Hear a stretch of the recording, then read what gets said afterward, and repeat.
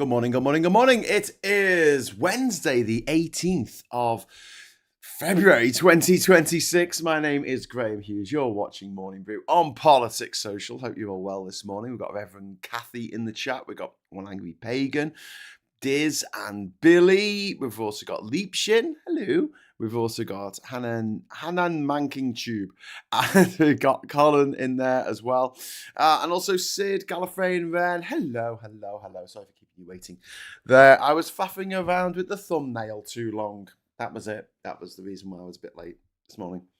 Because I thought of a really funny joke, not a funny joke. I thought of a really good setup for the thumbnail, and then it turned out to be a little bit more fiddly than I had originally envisaged, because it needed two speech bubbles, and also I needed to cover Farage's face with that of a toad. But all being well, we will endeavour to get on with the show, and I'll try and give you a bit of a bumper show today, because we haven't got any PMQs at 12 o'clock, because they're on half term this week. The Parliament's on half term because it's just a school. It's like a posh private school that they never leave. Seems Graham was waiting for you, Ren. Yes, I absolutely was. I was waiting for Ren. That was the reason why I was a little bit late getting started. I was just waiting for Ren to turn up. I didn't want to be rude. So, we're going to be talking today about refuck here in the north. I live in Durham. I live near the city of Durham, which is, it's only a city because it's got a cathedral. Like, it's just two roads, if that. Follow the only road through the city centre. But there was an article on the BBC site this morning that caught my interest, talking about the economic reality in places like Horden, which is on the Durham coast, or near the Durham coast, near Seaham. And Easington, which is where Billy Elliott's set. This Billy Elliott's territory over there. So before we get into that, though, we're going to just let everyone know that if they would like to join in with the conversation, all you need to do, well, first of all, if you're watching this, give us a like to get started. We always like a like. But also, if you subscribe, you can join the chat, and if you hit the bell notification icon, then we'll let you know when we're going live, which we will do tonight at 6 o'clock. Which should be fun. And also, we forgot to mention when we were doing Geoscope last night, me and Ollie, and we're actually doing a special edition of Refuck Watch, or Reform Watch, tomorrow with a local councillor who has to put up with the refuck fuckers and what they're doing. So, here's the headline question. Why are deprived communities up here in the north voting for refuck? And it's not because they've become suddenly like ideological Thatcherites. I mean, many of these people come from families that despise the Tories. It's not because they've read a manifesto or what they have. What did refuck have last general election? It was a contract, wasn't it? A contract with the British people or something mad. But it's because they feel ignored. It's because they feel patronised, and because they feel permanently stuck. And refuck is a vehicle for that anger. And look, this isn't about calling people stupid, because I could point out that a lot of these places voted for Brexit, and Brexit didn't make their lives better. So now they're looking to vote for the guy who got Brexit started. The whole idea of Brexit was Nigel Farage's, and now they're like, yes, I'll never vote for a Tory, but a former Tory, oh yeah. But yeah, despair gets weaponized. That's what you got to understand. And if you don't understand the emotion behind this, you will never get the vote. And I want to come at this through a mildly sympathetic lens, because of what I'm seeing where I live, here in County Durham. Refuck swept the local elections last year. That felt kind of personal to me. They hoovered up 2/3 of the council seats across County Durham, and this wasn't some kind of abstract politics, thinking about what the future that we'd like to happen. This is genuine,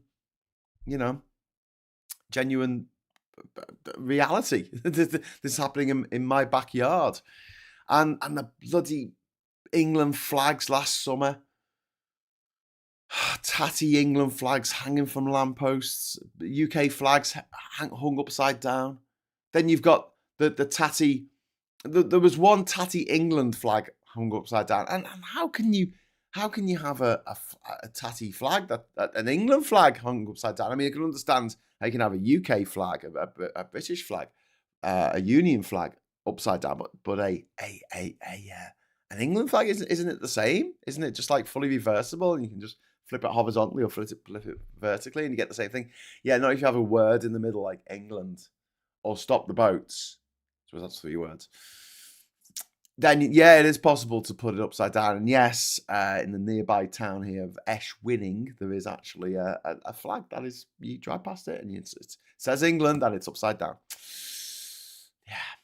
But this is, I think these tatty England flags, they speak to a despair of like this idea of we've got to do something. We don't know what we need to do, but we need to do something. You know, it's not during a footy match in a tournament.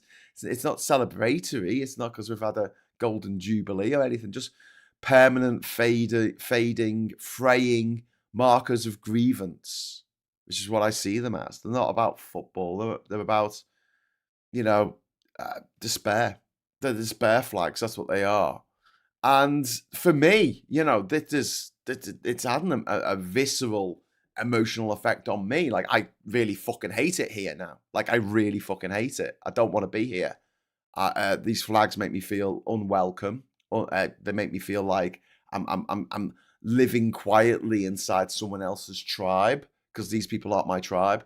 You know, these are the refuck fuckers. These are the people who think that Nigel Farage has got the answers they believed in when he said that Brexit was the way forward. And now they trot out the same excuse that you hear time and time again for failed social or political experiments. It just wasn't done properly. Yeah, it was. We left the EU and it made us poorer, exactly like we said it would. And these places like Horden here in Durham, I mean, if you wanted to be a bit depressed, go and have a look at the BBC front page. They've got this on the front page. Have a look at some of those photos. There's one of them which is a memorial to fucking mining, and I like, look, I know that sounds really flippant saying to fucking mining, but they're everywhere around here. They're 10 a fucking penny.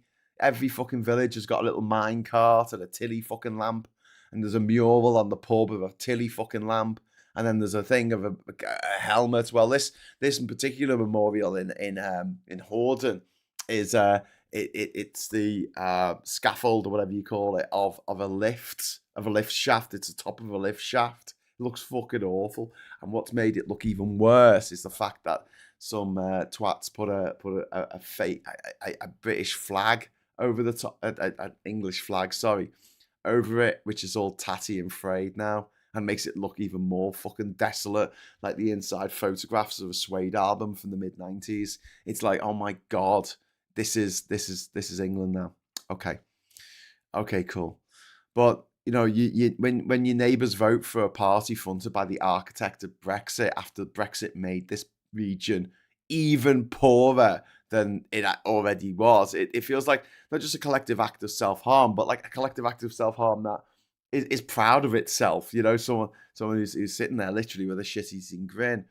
But I think that the instinct to leave is part of the problem. My instinct to leave this area is part of the problem, because if everyone who opposes refuck retreats to cities or safe seats, what's left? You have political monocultures and echo chambers, and resentment intensifies. But I do think that a lot of people are genuinely scared to speak their minds these days. And this is something that we probably talk about more. The fact that ever since probably Joe Cox was murdered in the June of 2016, you know, when the Brexit fucking fraudulendum was in full swing, the campaign to leave the EU was in full swing. And then I remember being on the bollocks to Brexit bus, and no problem anywhere around the country except here in fucking County Durham. We were up at the Arniston retail centre, and a bunch of fucking knobheads came along and started throwing eggs and laying down in front of the wheels of the bus, so we couldn't leave, and you know, banging on the side of the bus and stuff. And you know, they do this intimidation on purpose because they want everyone who doesn't agree with them to shut the fuck up. And this is so frustrating when you look at it from the other end and just say, well, hang on, your lot never shut the fuck up. You know, you can't turn the telly on without seeing Nigel Farage's wizened minge of a face, you know, being there talking bollocks and lying to people. Hey, we wouldn't have got the vaccines had it not. We wouldn't have got the COVID vaccine had it not been for Brexit. Yes, we did. We got that despite of Brexit because we were still part of the EU at the time, technically because we were following the same rules. We just didn't have a vote. For a year, we were a rule taker, not a rule maker. And, you know, the economic reality up here and in places like this, I live in an old pit village. And luckily for me, the vast majority, no, not the vast majority, but the majority of the voters here who voted in the last election didn't necessarily vote for refuck. But, you know, that post-industrial collapse was never reversed around here. From the 1980s, the mines closed and nothing replaced them at scale. You know, levelling up never properly reached parts of Durham or the Durham coast especially. I mean, even here, I mean, the fact that I'm in Liverpool, right, and I can walk down a street in Liverpool. It can be walking through town, or maybe I could go to Lark Lane or Allerton Road. Maybe I could go to, I mean, even where near Alder Hay, where my mum lives. There's cafes, you know. There's options. There's more than one. Here in Durham, like it is one cafe per village, if you're lucky. And I'm thinking about the villages around here. There are without doxing myself or wherever I live, but like I've got to drive. I've got to get in a car and drive for at least 2 miles to get to a cafe. There's like one pub in an area of like 5, 6, 7, maybe 10 square miles. And this the lack of any kind of regional hubs or places for people to hang out is really, really evident and really, really I mean doesn't help with the whole sort of feeling of despair, you know. And then you've also got the population decline. Horden in particular, they had a population of 15,000 back when the mine was open, but now that there's roughly half of that. And when communities shrink, everything else shrinks. So shops, pride, opportunity. I mean, pubs, cafes. You know, I'm not asking for a Michelin star restaurant here. I'm just asking for somewhere I can go and get a cup of tea. You know, that's it. I don't need. It doesn't need to be a Costa. It doesn't need to be a fucking Starbucks or nothing. Just go somewhere nice to go for a cup of tea on a Sunday morning. You know, do the crossword. But your only option at the moment is going into town, which costs a fortune because you either have to pay for parking or you have to take the public transport, which costs a fortune. You think about like it's £2.50 now. It was £3. They got it down to £2.50 for one way.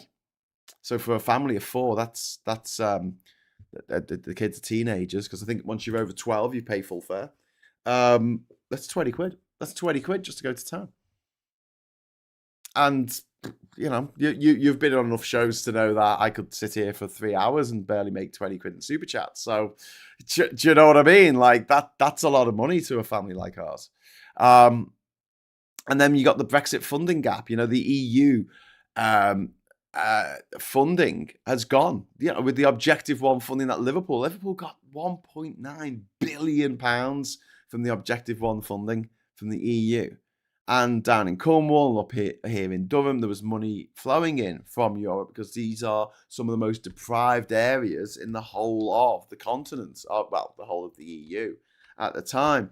And now it's gone. And it's been replaced with these smaller UK pots, which don't even make any sense. Do you know what I mean? Like the sort of been doled out by the Tories without any rhyme or reason. And don't forget, while the Tories were in power, they made sure that resources were funneled away from places like Durham and from inner cities and towards places like Tunbridge Wells. There's a famous bit of footage of Rishi Sunak literally fucking bragging about this, bragging about it, about the fact that he changed the formula so that the money was channeled to rich, affluent areas. And over here now we have less money and we have more needs than ever before. We've got boarded up houses, an entire street of boarded up houses. What I'd like to do, if there's a Northeast Banksy, sorry, can you get in touch? I doubt there will be, because very few people around this area went to private school. But if you did, and you know how to do a bit of really cool graffiti, let's go to those boarded up windows and put up adverts for refuck with Nigel Farage on his private jet. Nigel Farage smoking a cigar, saying I wouldn't piss on people like you. Real quotes, not that, but like a real quote that he actually said, and just put them on the boarded up windows. So when you go past, you can see. Only I alone can save all these people that I wouldn't piss on if they were on fire. And the cheaper housing up here attracts people with few options. London councils have placed vulnerable families hundreds of miles away. Ex-prisoners are arriving because the rent is low, and landlords aren't maintaining the properties, because we've got a lot of absentee landlords around here. Because when we got buy-to-let came in the 90s, you got a lot of southern people, you know, with a bit of cash buying up entire fucking roads of terraced housing up here in the north. And this, you know, the visible disorder fuels political anger. And you've got, you know, obviously you got the broken window theory. There's one broken window in a neighborhood, and it kind of spreads, and you get more broken windows, you get litter, you get graffiti, you get antisocial behaviour, you get cannabis farms growing on empty blocks, and people aren't sitting there analysing spreadsheets and macroeconomics. They're just looking down the street. They're just looking in the area that they live in and going, is this any better than it was last year? No, it's worse. And this is the thing. Refuck doesn't have to solve any of these problems to get votes. Doesn't even have to fucking say he's going to fucking solve it. It just needs to validate the frustration, the simple narrative of you being ignored, which is true. It's fucking true. You know, but then they'll say, oh, it's all immigration. These immigrants are coming and drinking your water. You know, they're drinking your milkshake. And I'm like, God, no, that's just bullshit. It's a simple answer to a complex problem. Labour takes you for granted. Honestly, since the Red Wall collapsed a few years ago, I don't think that's the case anymore. I think Labour is so desperate to keep votes up here that they are tying themselves in knots, going to, you know, saying things that they know are going to be deeply unpopular within their voting base, like calling us a nation of fucking strangers. But at the other side of that, you can see the panic setting in that they're going to lose these seats in the next election. They're going to lose seats in Durham, just like they did in 2017, just like they did in 2019. They're going to lose these fucking seats. But then the big lie that the refuck fuckers like to trot out is the elite doesn't care about you. Sorry, hang on. Did I say that's a lie? No, that's actually true. That's actually a true thing that they say. But what they don't say, what's in the small print, is they are the fucking elite. And they're saying literally, we're the elite. We don't care about you. In not so many words. But reform offers emotional coherence in a way that the other parties don't, especially Labour, but also the Lib Dems, also the Greens. Labour offers technocratic language about missions and growth strategies and net zero jobs and things like that, but it doesn't give certainty, you know. And then you've got this whole Brexit fucking logic loop, or doom loop maybe. Brexit failed because it wasn't done properly, and people doubled down on it, you know, because the sunk cost fallacy, and refuck exploit the sunk cost fallacy. And the reality is, we'll talk about certainty for a moment. Some people crave certainty. They absolutely want certainty in every day of their lives. And to others, that might seem mundane. It might seem small. But if it makes people happy, can we structure a society where the people who want certainty get the certainty? They get to have a job for life. They get to have a system that doesn't continually throw them around from pillar to post, a system where they can't be thrown out by their landlord at a moment's notice, that they can't lose their job on a whim. You know, they don't have to suffer from a 0 hours contract, not knowing from one day to the next whether they're going to actually get any money for their food and their rent and keeping their house warm from one day to the next.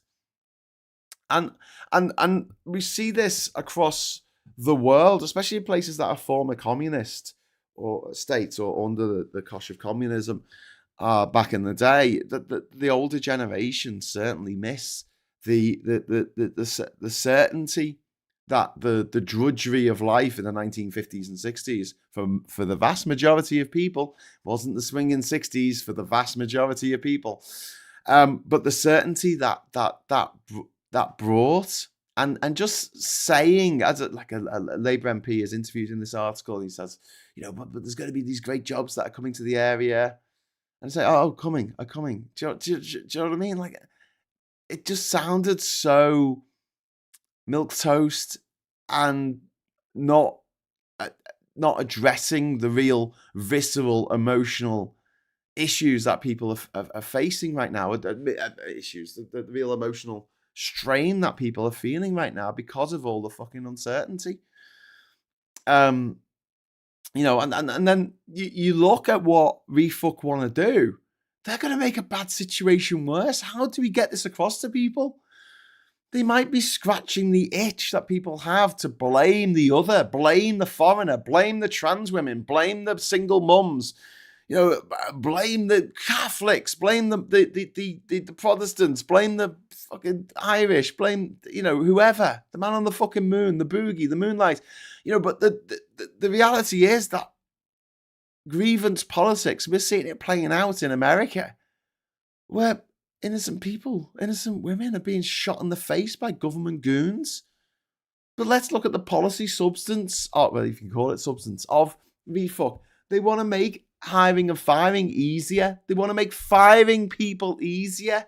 They want stricter benefit rules so people get less money. In fact, Labour, one of the things they've done around here is if you are on a miner's pension, you've now got a £100 a week uplift because of money that was set aside in the 1980s that was never given to the miners when it should have been.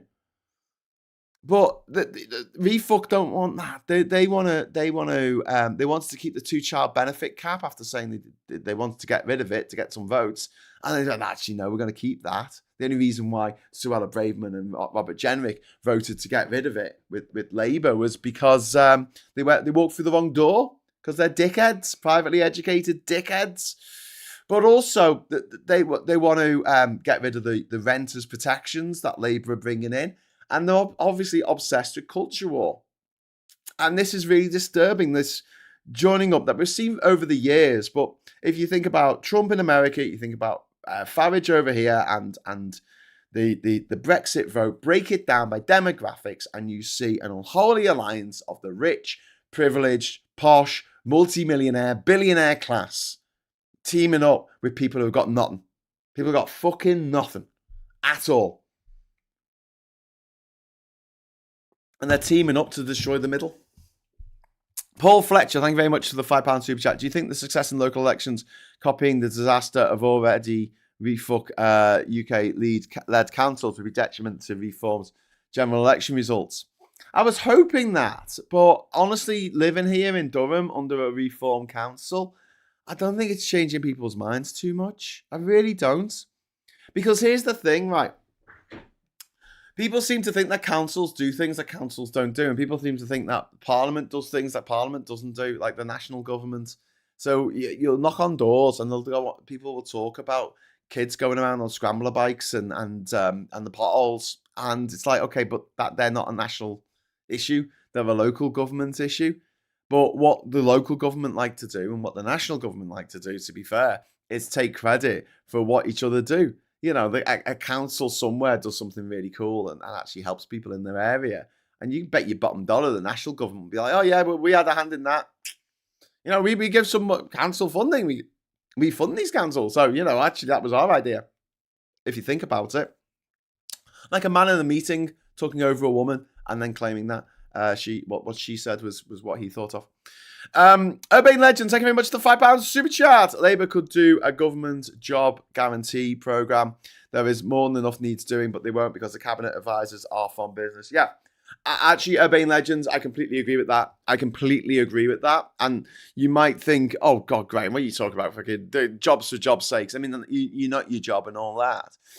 But I do feel like there is enough stuff to do. Absolutely, there's enough stuff to do. And the more money people have in their pockets, the more money they spend and the better the economy does. I believe in the absolute opposite of austerity. I think that if people are willing to work, fucking let them work. Give them the jobs. And there is a lot, like I say, there is a lot to do. And also, as was spoken about before, I think the retirees are bored, and boredom makes people do really fucking stupid things. Panic and boredom. Two of the biggest killers of human beings there are. I mean, disease aside, disease and war aside, boredom and fear and terror have made people make some really fucking bad decisions. Bad decisions. So let's start a garden army like the Sally Army, but people who are pensioners go out and they beautify their area. It was funny, I was talking about that. And then literally the next day, Keir Starmer made a speech about the bringing out the best of each local area. And I thought it was quite funny because it got drowned out at the time because of the Mandelson affair. But the having a pride in your place idea, I go with that. I honestly go with that. I think that when people come together as communities and build stuff themselves, it really fucking empowers the community, and people protect stuff that they've built themselves. If you build a fucking concrete wall in the middle of someone's fucking residence, they're just going to get graffiti, it's just going to get pissed on. But if people build a nice garden, they build they build a little playground for kids, and everyone chips in. Everyone, like Challenge Janica, people turn up and actually give their Sunday afternoon to make something nice. They protect it. They protect it like fuck. Like they look after it. And if some little knobheads putting out cigarettes or graffiti in it or trying to smash up break the swings, and people will come out the houses and say, "Oh, you packed that in, knobhead. We helped build that." That felt quick, to be honest, says Viper Scott, who's been a member for 16 months. Oh, life goes fast. As you get older, life goes faster and faster. But thank you for being a member for 16 months, Alistair. And just like thanks for just being awesome in general. You are very generous, and also you've paid for a lot of people to become members of the channel. So thank you. And the children of Revolution were faced with the age-old problem. It wasn't the wrong kind of government, which was obvious, but that you had the wrong kinds of people. Well, yeah.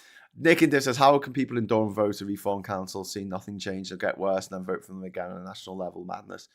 Because there's no logic to it. It's all emotion. It is all emotion. Tactically vote, support Lowe's party and dilute the refuck vote. That way neither the right-wing fascist parties win. Yeah, fair enough. Oh, and Viper Scott, thank you very much. I wasn't angling for memberships, but thank you so much. Viper Scott there with 5 gift memberships. Thank you. So now Miss DLR, is that the Dockland Light Railway? Miss DLR, Paul Fletcher, LM Blossom, Misty Hill, and MS Vulcan Spock are now been gifted memberships by Viper Scott. So thank you very much, Alistair. That is very, very kind of you. And welcome one and welcome all. You are all absolutely awesome. You're all awesome. Welcome to the channel. So now, if any of those people want to write something in the chat, they'll get a little rose after their name. And if they're very lucky when I get around to it, I'll update the credits at the end of the show. You'll get your name in the credits, and you get access to the Discord server, so the Politics Social Discord server, to continue the conversation on. El said, Sid, 70s and early 80s it was bad, late 80s and 90s it was nice, 2000s I've noticed changes, but they have good shops, a few parks, and HLC more than most places. Yeah. Urban says, people already have pride in their place where I live. They just can't buy a house. The material conditions are still bad. Yeah, absolutely. Rich people need to increase their wealth. Poor people need to buy stuff So AI may not be as successful as people imagine. AI is a joke, mate. I'm just not having it. It's just not fit for purpose. You can't get AI to do a human job at all. Any human job. You say make a video, it can't make a video. You say make a graphic. AI can't make the thumbnails for the show, and I don't think it will ever be able to make the thumbnails for the show because it just doesn't have the creativity. It's a mimic. It's an echo. It's a regurgitated meal of what we need. The fact that there's so many applications, like it can't make a graph, it can't draw a map. Like get AI to draw a map. Oh my god, it's fucking embarrassing. Even the top AI engines just can't do anything right. They get it 85% right, maybe if you're lucky. Actually, though, they found out, didn't they? That they did tests where they set these AI bots to do all the different AI bots to do 250 different jobs, or at least 250 times with different jobs, where they would get a human was given a budget of 580 quid, and the bot was told to do exactly the same thing, and it was like it was over 90% of the time that the bot just fucked it up. It just can't do simple fucking things. It keeps making mistakes. You've got to you using some kind of fuzzy logic or something. It has no ability to look over what it's done and gone, is that right? And there's a guy on TikTok, I mentioned this, who just gets AI to try and do stuff. He had one where it says keep counting, just count up, and it said 44 twice. 43, 44, 44, 45, 46. And you sort of laugh, but if you've got human lives on the line because you've let AI fly your fucking plane or something, that kind of mistake that it doesn't even notice it makes, it's got no fact checking, it's got no second line of defense by the looks of things to make sure that what it's doing is right. It just seems to make things up on the fly. It's fucking shite. And I've been saying that the bubble is going to maybe not burst, but deflate this year. I genuinely still think that it will, because it's not the be all and end all. Like, take for example, the coming of computers. Some people thought that when, in the 1980s, when offices and banks and things started going towards using computers, we had home computers with the Specky and the Commodore 64 and Atari ST and stuff. We could see that there was like this mad potential, right? And it wasn't that these computers got things wrong. It's just that their potential was limited by the amount of RAM, by the amount of processors it could carry out at any given second. But we could see the future. We were like, well, once we get all this sorted, it'll be better, right? The internet, again, some people in the mid-90s were like, oh, it's just a fad. Oh, it'll never take off. But it absolutely fucking did. And I know we had the dot-com bubble, but that was more to do with the fact that there were lots of these venture capitalists giving billions of dollars to these people who go, I've made a website. And you're like, oh, wow, you've made a website. Okay, here's $1 billion. And there was nothing backing it. There's nothing behind it. But still, people could see the potential, the potential that was being locked in. It was this much because we were only on 56k modems, but once we opened that gate and we could have these mega fast download speeds, and we have better computers that can run faster and faster, from a 386 and 486 to a Pentium processors. Now we've got these amazing GPUs that can do a billion fucking processors every fucking millisecond. Once we got to this point, we could watch movies on we could watch TV, we could do all this kind of stuff. We could order stuff online and it could arrive within a few hours. All of these dreams that people had back in the 90s, these mad dreams, they've come true, right? But the problem wasn't the accuracy. It never was. I mean, obviously there's a lot of bullshit on the internet, but that's by the by. I'm talking about the actual infrastructure of the internet, right? Imagine, right, computers. They were selling computers in the 1980s, and yet 95% of them were fucked. 95% of them just didn't work properly. Now imagine the internet, not the sites on the internet, but the internet itself. failed 95% of the time. 95% of the things that you tasked it with, like going to a website or making a picture or doing some word processing, it fucked it up. It fucked it up 95% of the time. Would these technologies have taken off? If you tried to get Netflix, you paid for a subscription for Netflix, and every time you looked for a fucking movie, it gave you the wrong one. And then even if you managed to sit through the whole fucking thing, it got to about three quarters of the way through, glitched and went off. Would you use it? Would you? No, you wouldn't fucking use it. Never mind. Invest $1.5 trillion into it. I'm sorry, but AI is bollocks. It is shite. And it is never, honestly, in 10 years' time, if I'm wrong, I'll eat this fucking hat. But look at the technological process that we have had. Imagine if film, like when film canisters first came out and they were making movies, Birth of a Nation, big advert for the KKK, D.W. Griffith. Imagine if 95% of the film stock fucked up. So you'll spend all day making a fucking movie, all year making a movie, and then you take it to Mr. Kodak Eastman to get processed, and they go, "Oh, sorry, it fucked. It's fucked. You'll have to do it again now. You have to put in another prompt." Do you see the problem? Do you see what I'm getting at? It's any technology, photographs, 95% of if you have that kind of failure rate, anything above like a few percent failure rate, it's devastating.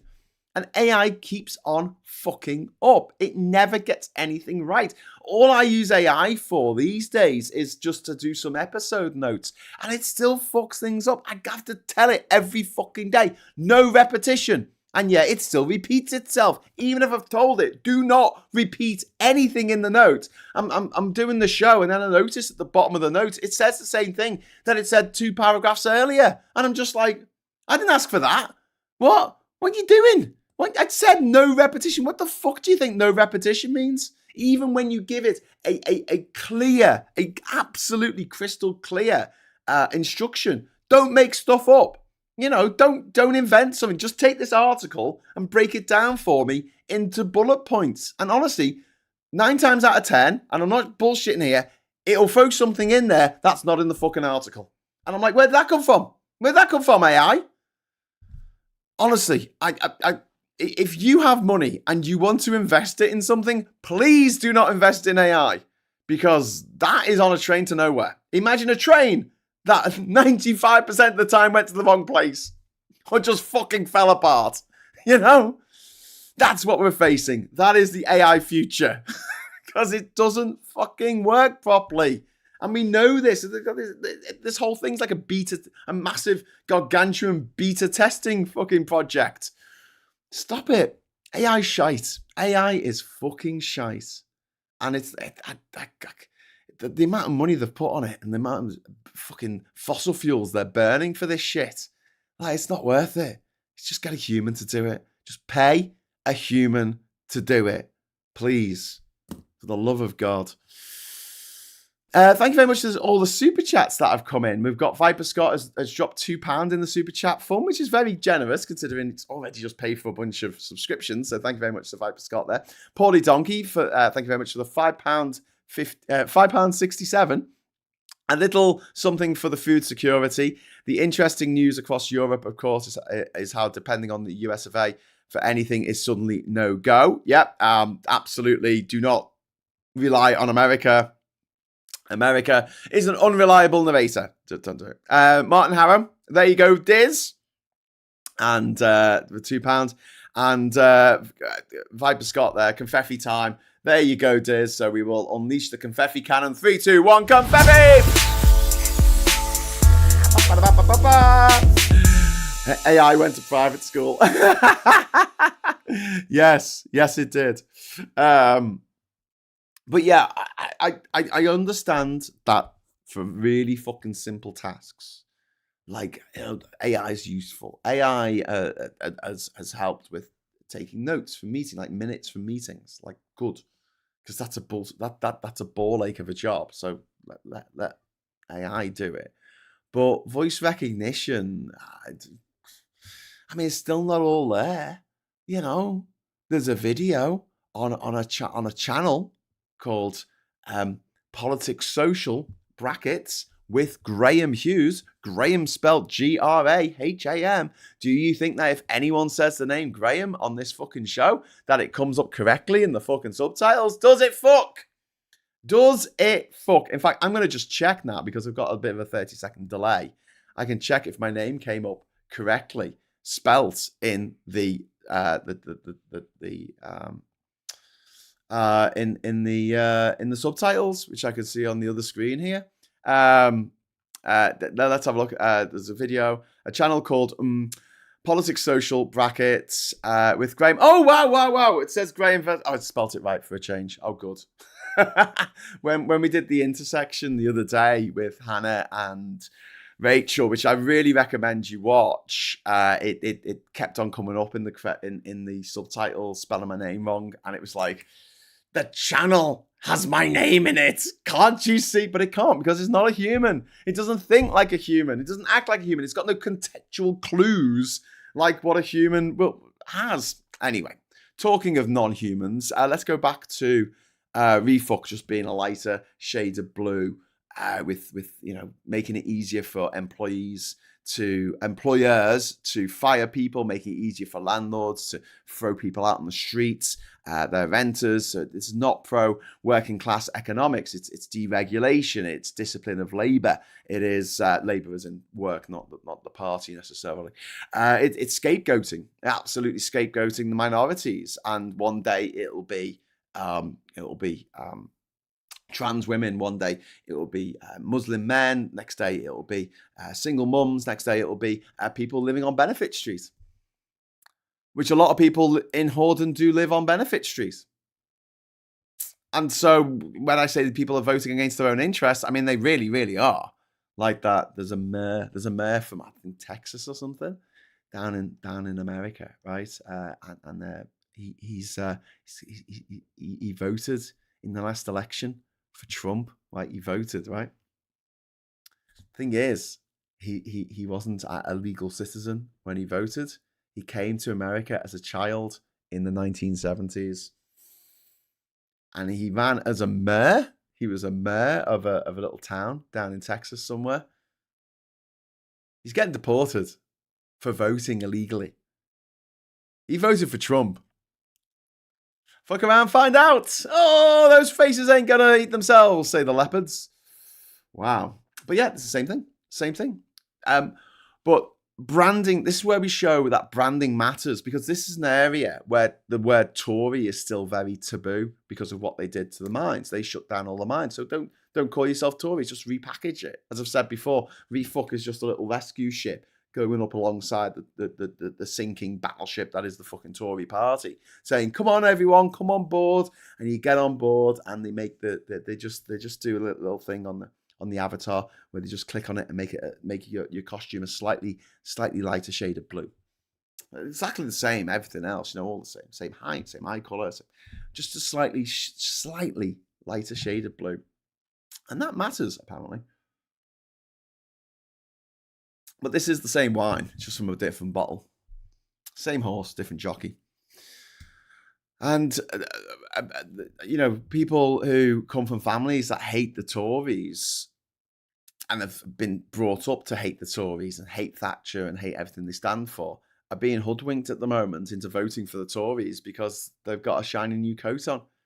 It reminds me of the very original GTA games, Grand Theft Auto 1 and 2, top down, before it went all 3D and awesome, and like fucking Micro Machines, if you remember that on the Amiga, and you've stolen a tank, and you wanted, and there's 7 stars after you, and there's a helicopter, and there's the police and everything coming after you, and you just drive into a respray place, and you respray your tank, and then you come out, and no one cares. Everyone's like, "No, it's all right. It's a different tank. It's been resprayed, different colour." And you're like, "You kidding me, aren't you? How could you not know? I've just run over a bunch of Harry Krishners, crushed 17 cars, killed a bunch of cops, and now you're like, oh, it's a different colour tank. It's not the same one. Nothing to see here," and everyone just goes home. And I always thought that was a bit of a glitch in the game. It was a bit silly. Obviously, GTA never really took itself massively seriously. It was always a bit tongue-in-cheek. But I was like, but no, it works. It literally works. You can chase You can chase that blue tank into a fucking respray, and you see it says respray on the fucking building into the respray place, and it gets resprayed in seconds somehow. Was it I've forgotten what movie it was. Gone in 60 Seconds, where they did the respray very quickly. And it comes back, and everyone's standing around going, "Oh, it's a slightly lighter shade of blue now. It's not the same tank." And you're like, how could anyone? Well, here's the thing. We talk, especially on the left, we talk about ideology a lot. We talk about it a lot. We really do.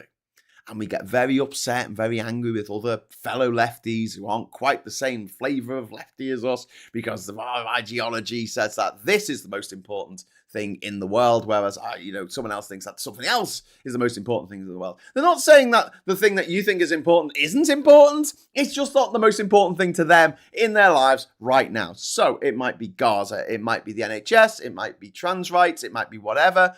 We all agree. Broadly, I agree with, I think, 99% of the stuff that Zach Polanski stands for. I agree with 99% probably of what the Lib Dems stand for. I agree with a fuckload of what Labour stand for. But where there's the overlaps don't matter. We don't see the overlaps. All we see is the gap. We never see the fucking donut. We only see the hole. We're like, whoa, someone else has got my donut. Wait, I've got a hole in my donut. Oh my God. And it's like, yeah, but you got a donut. Like, as we keep saying on this channel, Phil loves saying this, it's like, if you only get 50% of what you want with Labour, that's 50% more than what you're going to get with the fucking refuck. And it's not an advert for Labour. Obviously, they've pissed off a lot of people, especially people watching this channel, and I can see why people are really, really upset by them. My hope is that the Greens do really well. They make Labour change direction, because at the moment, Labour are like, oh shit, we've got to 8 reform or we're going to lose all these seats. You can see why they think that way. You may think they're wrong. I think they're wrong. I don't think it's going to help. I think they need to take another direction on this. But if the Greens can pull Labour to the left, good. Great. I'd like to see that. That would be awesome. Thank you very much. But if the Greens split the vote and allow refuck into power, I'll never forgive the Greens.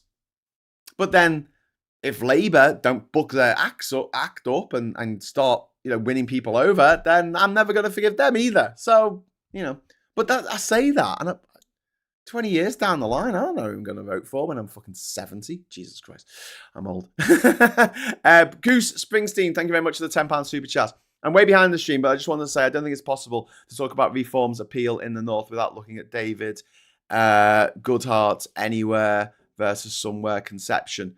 I'll need to have a look at that.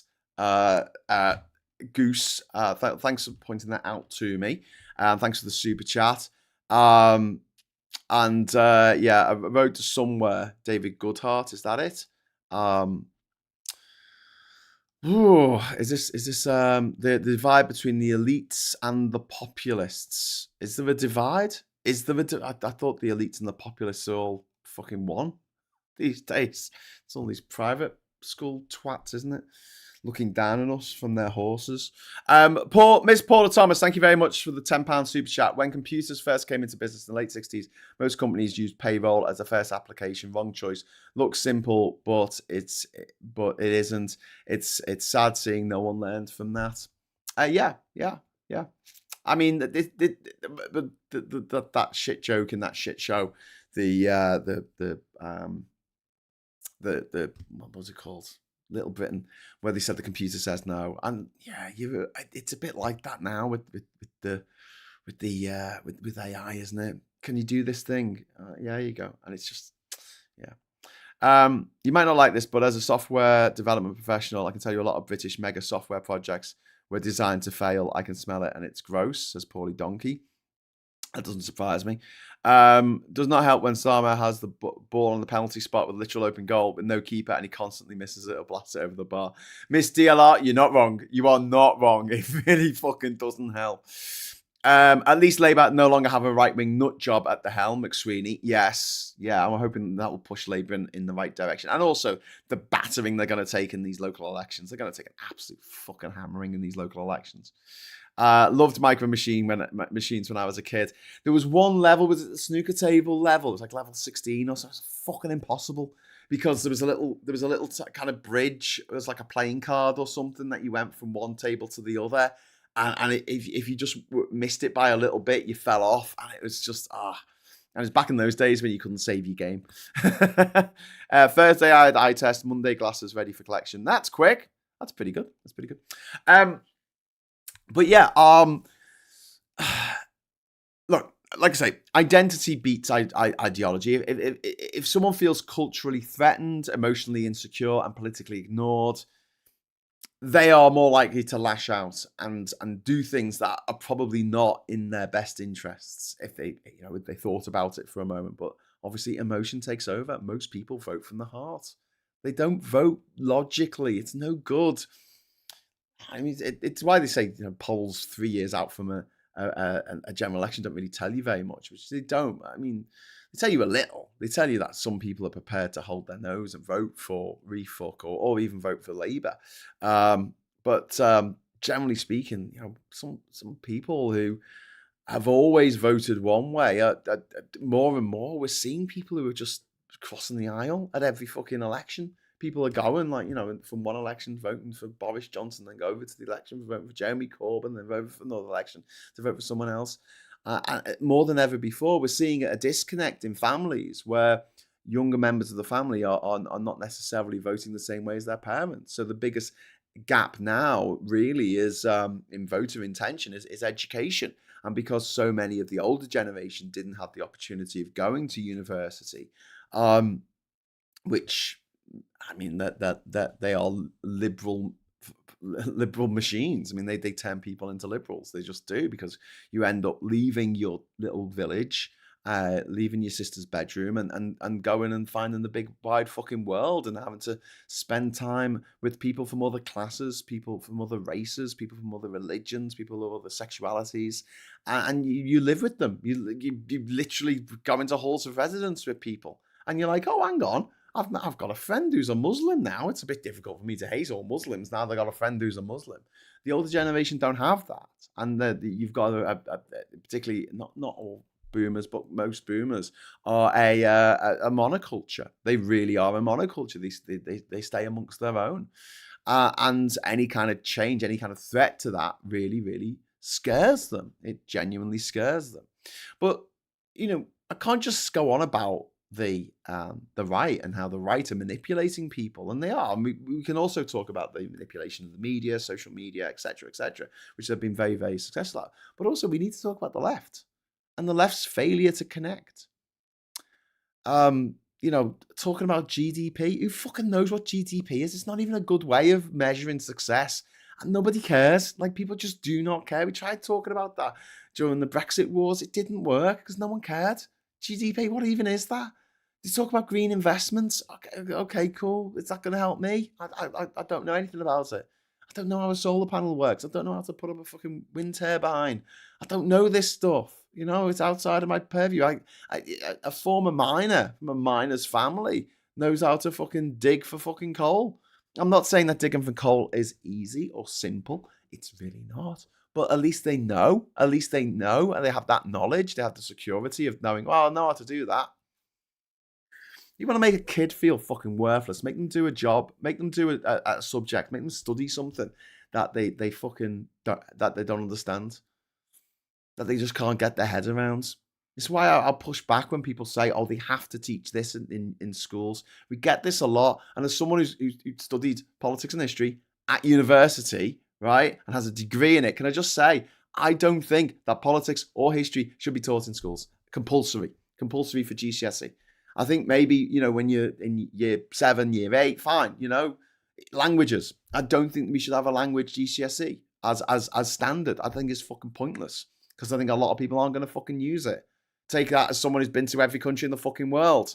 And I know that's going to upset people who are really, really into languages and are really good at it. And it's always the people who are really good at it go, yes, it should be compulsory. No, optional. You can do it because you're good at it, right? You got English, you got maths, that's it. They're the only subjects that should be compulsory. You need to learn how to speak and write and spell. You need to learn how to fucking, adult, simple fucking Numbers, okay? And these know how percentages work, so you can know what credit card to get. Okay, right, that's fine.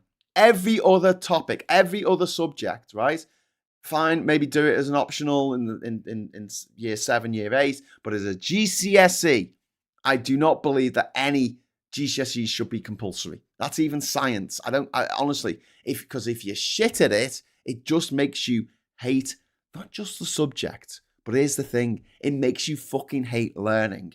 It makes you hate learning new stuff. And that's the most damaging thing that we can do to a child, because then they'll leave school, and just go, okay, well, I know everything that I need to know now, and lose that lust to learn things, because being forced to do something that you are incredibly shit at, like if you're shit at languages, if you're if you're shit at understanding history or whatever, if you're forced to do it, you're going to carry that hatred for the rest of your life, and I think that's a big problem. And I'm much more on the whole carrot rather than the stick end of getting people to do stuff. I do think you're better enticing people to do things rather than basically saying you've got to do this. You don't have a choice.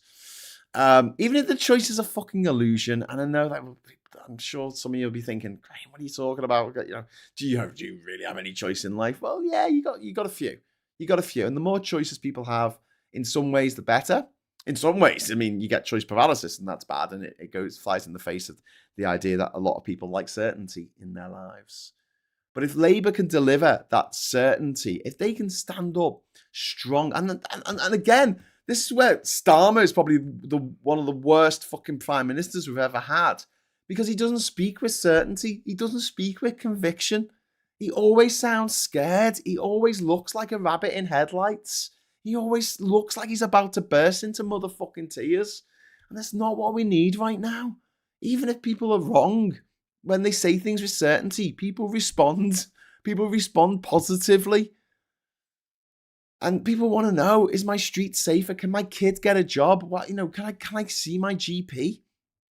And I think that what we need to do is move away from this kind of moral lecturing instead of listening. I saw a video from someone on TikTok the other day, and all they did was berate people who voted for Labour. You stupid bastards, you stupid, we said this would happen, you're thick, you're ignorant, and he's just having a go, and I'm like thinking, bloody hell, mate, get steady on. I mean, fine, have a go at Labour all day long, whatever, they're a political party, but for me, like, going on about the stupidity and making people who voted for Labour feel evil or feel, that they've done something, the worst thing that they could have possibly fucking done, which I don't believe. My MP here, Mary Foy, in City of Durham, is fucking great. She's a really good MP. She stands with me on many of the policies. Not everything, by the way. I don't agree with her on everything. She voted against the euthanasia bill, for instance, Kim Leadbeater's bill. She voted against it, and we had a conversation about it. I saw her point of view. She said, I don't have a fundamental disagreement with this. I think this is a badly formed law, and I think that we should have more time spent on it. Okay, and also they didn't have a mandate for it. It wasn't in the manifesto to bring this in. So that was her reasoning, but she's still a good MP. I'm glad I voted for her. And to have a go at the voters, I can see why, especially if you look out your window and all you can see is fucking tatty old flags, all the way down the fucking street. You can feel, oh, you fucking knobheads, you fucking idiots. I get that impulse, but we have to stop it. We have to stop doing that. We have to stop going, oh, fucking Brexit voters, thick as pig shit. It's very tempting. I do it myself. I'm not just lecturing you here. I'm lecturing myself. So I'd stop doing it. Have a go at Farage. Have a go at fucking Richard Tice and Robert Jenrick and Suella Braverman. Have a go at Kemi Badenoch all day long. All day. Liz Truss, Boris Johnson. Fuck them. All day. These people are scum. These people are absolute fucking scumbags who are feathering their nests at the cost of our futures. And I don't give a fuck. Nigel Farage doesn't give a fuck about you or me or anyone living around here. But we have to stop this moral lecturing. We have to stop telling people that they're evil and that they're wrong and that they're, one of the things that we do on the left a lot is we will, when someone says something that's clearly bigoted, we'll point out, that's a fucking bigoted thing to say. That's transphobic. That's racist. That's sexist. That's misogynistic. A better way of dealing with it, although, they are. When Gordon Brown got caught on a hot mic calling an old lady a bigot, he wasn't wrong. She fucking was. But that's not going to change people's minds. We are in a battle for the soul of the nation right now. And we've got to stop approaching these situations in this adversarial way of going up to people going, you're a fucking idiot. Another reason why I don't do debates on here and we don't have trolls, because I know that if I fucking get a troll on here, the way I respond is not going to be conducive to them changing their mind. I've got a pop-up that says, bye-bye, idiot troll. That'll be someone who voted for Brexit or someone who votes for refuck or the Tories. And I do that. I've got to stop it. I've got to stop it. If we get a troll, fine, get rid of them, right? But I would rather there are trolls who can watch this show and listen to what we're talking about and read the comments. They can't comment themselves and be nasty and upset people, because I don't want people in our community being upset. But at the same time, I kind of want them to watch this and sort of go, yeah, he's got a point. And maybe I'll throw a joke in now and again. Oh, he can tell a joke. Oh, that's good. That's more than any of these fucking refuckers can do. The only time they laugh is at someone else's misfortune. Viper Scott is sending hugs to anyone that needs some. Oh, Viper Scott, thank you. That's so kind. Alistair. Thank you, Alistair. That is very kind. Insulting voters never ends well, says DJ Marcy Moo. Yeah. I hate Starmer too. Loathe the bar steward, said Kirsty. I said before the election he's a one-trick pony. It's shite as a lawyer too. Come on, can we be a little bit fair to Starmer? He did do a lot of pro bono human rights stuff. He worked on the libel case in the 90s. He was part of a British contingent that went around the world convincing developing nations to get rid of the death penalty. There's probably thousands, tens of thousands, maybe hundreds of thousands of people who are alive today who otherwise wouldn't be, because they had the death penalty and they were accused of a crime. Maybe they didn't commit it, but instead of going to jail, which they did, they would have ended up being dead had it not been for Starmer. But I don't disagree. He's a shit fucking prime minister. Maybe at another time, maybe in the 1950s, Harold Macmillan's era, maybe he would have been a good Labour leader then. Maybe he would have made a good Labour prime minister in the mould of Attlee or Harold Wilson. But he's not the hero we need right now. Do you know what I mean? He's really not. But then who's waiting in the wings? We've talked about this ad nauseum on the channel. Who is waiting in the wings? Andy Burnham, genuinely, I know some people really fucking hate him for some reason, but he's the only one who seems to be able to connect with people on that level. I would say also Angela Rayner, but I worry about the classism there because she has got a very strong Mancunian accent. She's from the north. She's a woman, and yeah, don't forget that the women who've led the Tory party have all been very fucking posh. Even Liv Thwuth, who sounds like a very posh 5-year-old who didn't go to private school, by the way. Braverman says Equality Act gone on day one. Says Catholic, yeah, that's what they want to do. They want to take away all the human rights that we have and keep them for themselves. Because it's not enough for them to win. Everyone else has to fucking fail. Everyone else has to lose. Thank you very much to Saz for the £2 super chat and also triggering the second confetti cannon of the morning. Hooray! Very exciting. Pork markets! I need a pop-up that says pork markets. Pork markets! Are you falling for the same right-wing propaganda about Starmer, says Pygmalion? No, I don't know if you're talking to me or someone else in the chat there, but he didn't get Jimmy Savile off the hook. That was some bullshit made up by Boris Johnson. But what he did do and I will give him credit for this, is he got Labour off the fucking floor in when he got elected in 2020. He got Labour back together as a contingent party, and he led them to the biggest electoral landslide in generations. Like he got the Tories down to just 121 MPs. They're now down to 116 because some of them have fucked off to refuck. I mean, that's a phenomenal record. But being the leader of Labour in opposition is very different from being Prime Minister. And I think he's good on the world stage when he's meeting with other leaders. I think a job as Foreign Secretary would be better suited for his skills.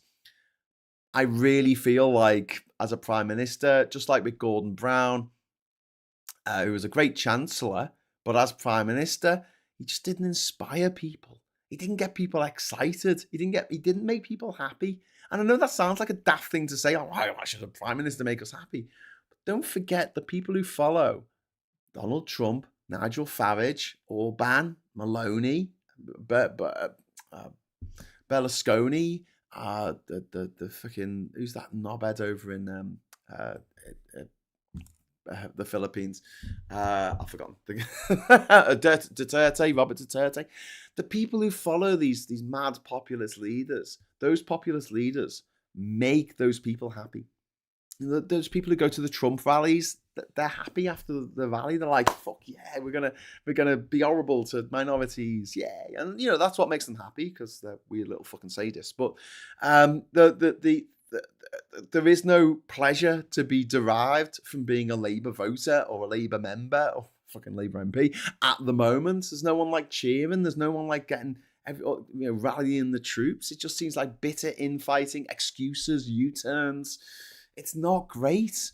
And if someone complains about immigration pressure on local services, you need to talk to them about it and get down to the actual problems with them and say, look, this is problems with underfunding. I mean, you can make real life examples work really well in this situation. My dad, as most of you know who watch this, has been suffering from dementia. He's very advanced dementia at the moment. For the last 5 years, he's been bedbound. And he's had carers coming in 4 times a day to clean him and feed him and stuff. Because he can't do anything himself anymore. He can't sit up in bed anymore. He cannot do anything himself. And all of those carers every day for 5 years, coming 4 times a day, have not been British. Every single one of them has not been British. And when people talk about the people coming from other countries and putting strain on our services, well, that's not the case. Immigrants bring more money into the Exchequer's fucking funds than native-born Brits do. Because we don't have to pay for their education, we don't have to pay for their vaccinations, we don't have to pay for them when they fall out of a tree and break their leg at the age of fucking 13. Do you know what I mean? Like, and most of them are young. They're not elderly people who have got all kinds of health problems, need a new hip, or maybe they've developed some fucking lesion on their skin or something. When you're in your sort of 20s, 30s, you don't put so much strain on the NHS. You don't cost the system so much. And a lot of people coming over are in their 20s and 30s and they're coming over and working. The response needs to be that. It needs to talk about something in your life where you've benefited from immigration. You can make a connection if it's someone that you know, with a mutual friend who comes from a different ethnic background or a different country or a different religion. Saying that's racist, even if it is, but just dismissing it as that's racist. Everyone who voted for Brexit was racist. I mean,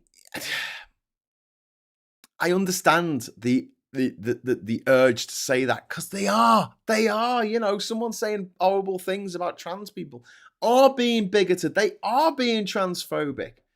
And I think this is a difficult conversation, especially for trans people to have with cisgender people who seem to hate them for no reason other than they've been told to by billionaires.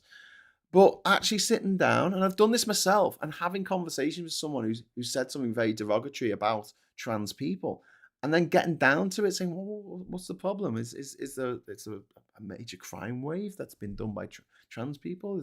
Is there some kind of trans lobby that's being run out of 55 Tufton Street that's pulling the strings on the government? Because I'll tell you now, there fucking isn't. And just have that conversation. Just have that conversation.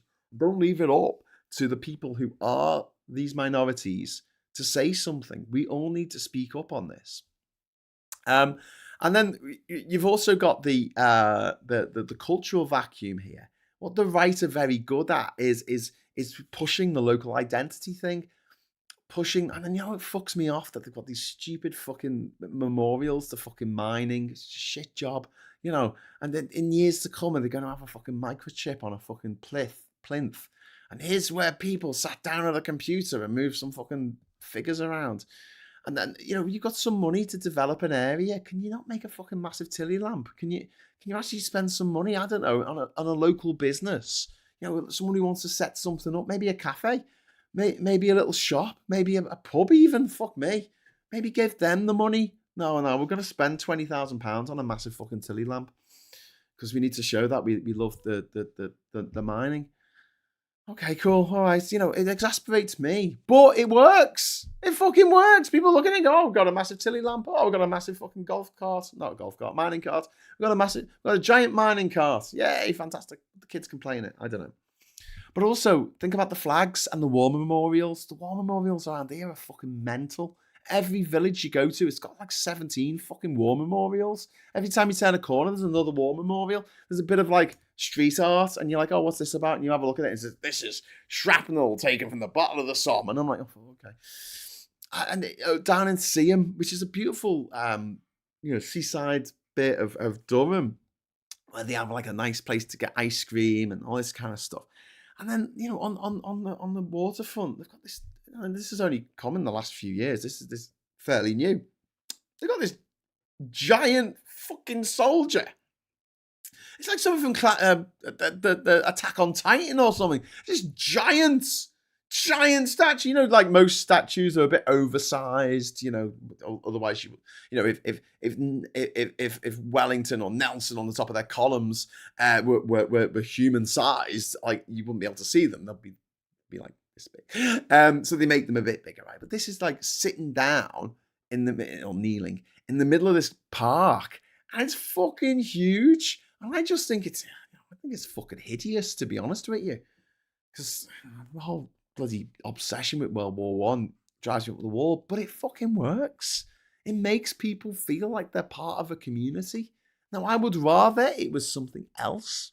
I would rather it was something maybe more practical, like a kids play area or something. But if you're going to have something that celebrates a local area, and the only things to celebrate is that people died down the mines and people died fighting in a foreign war, a war on foreign soil.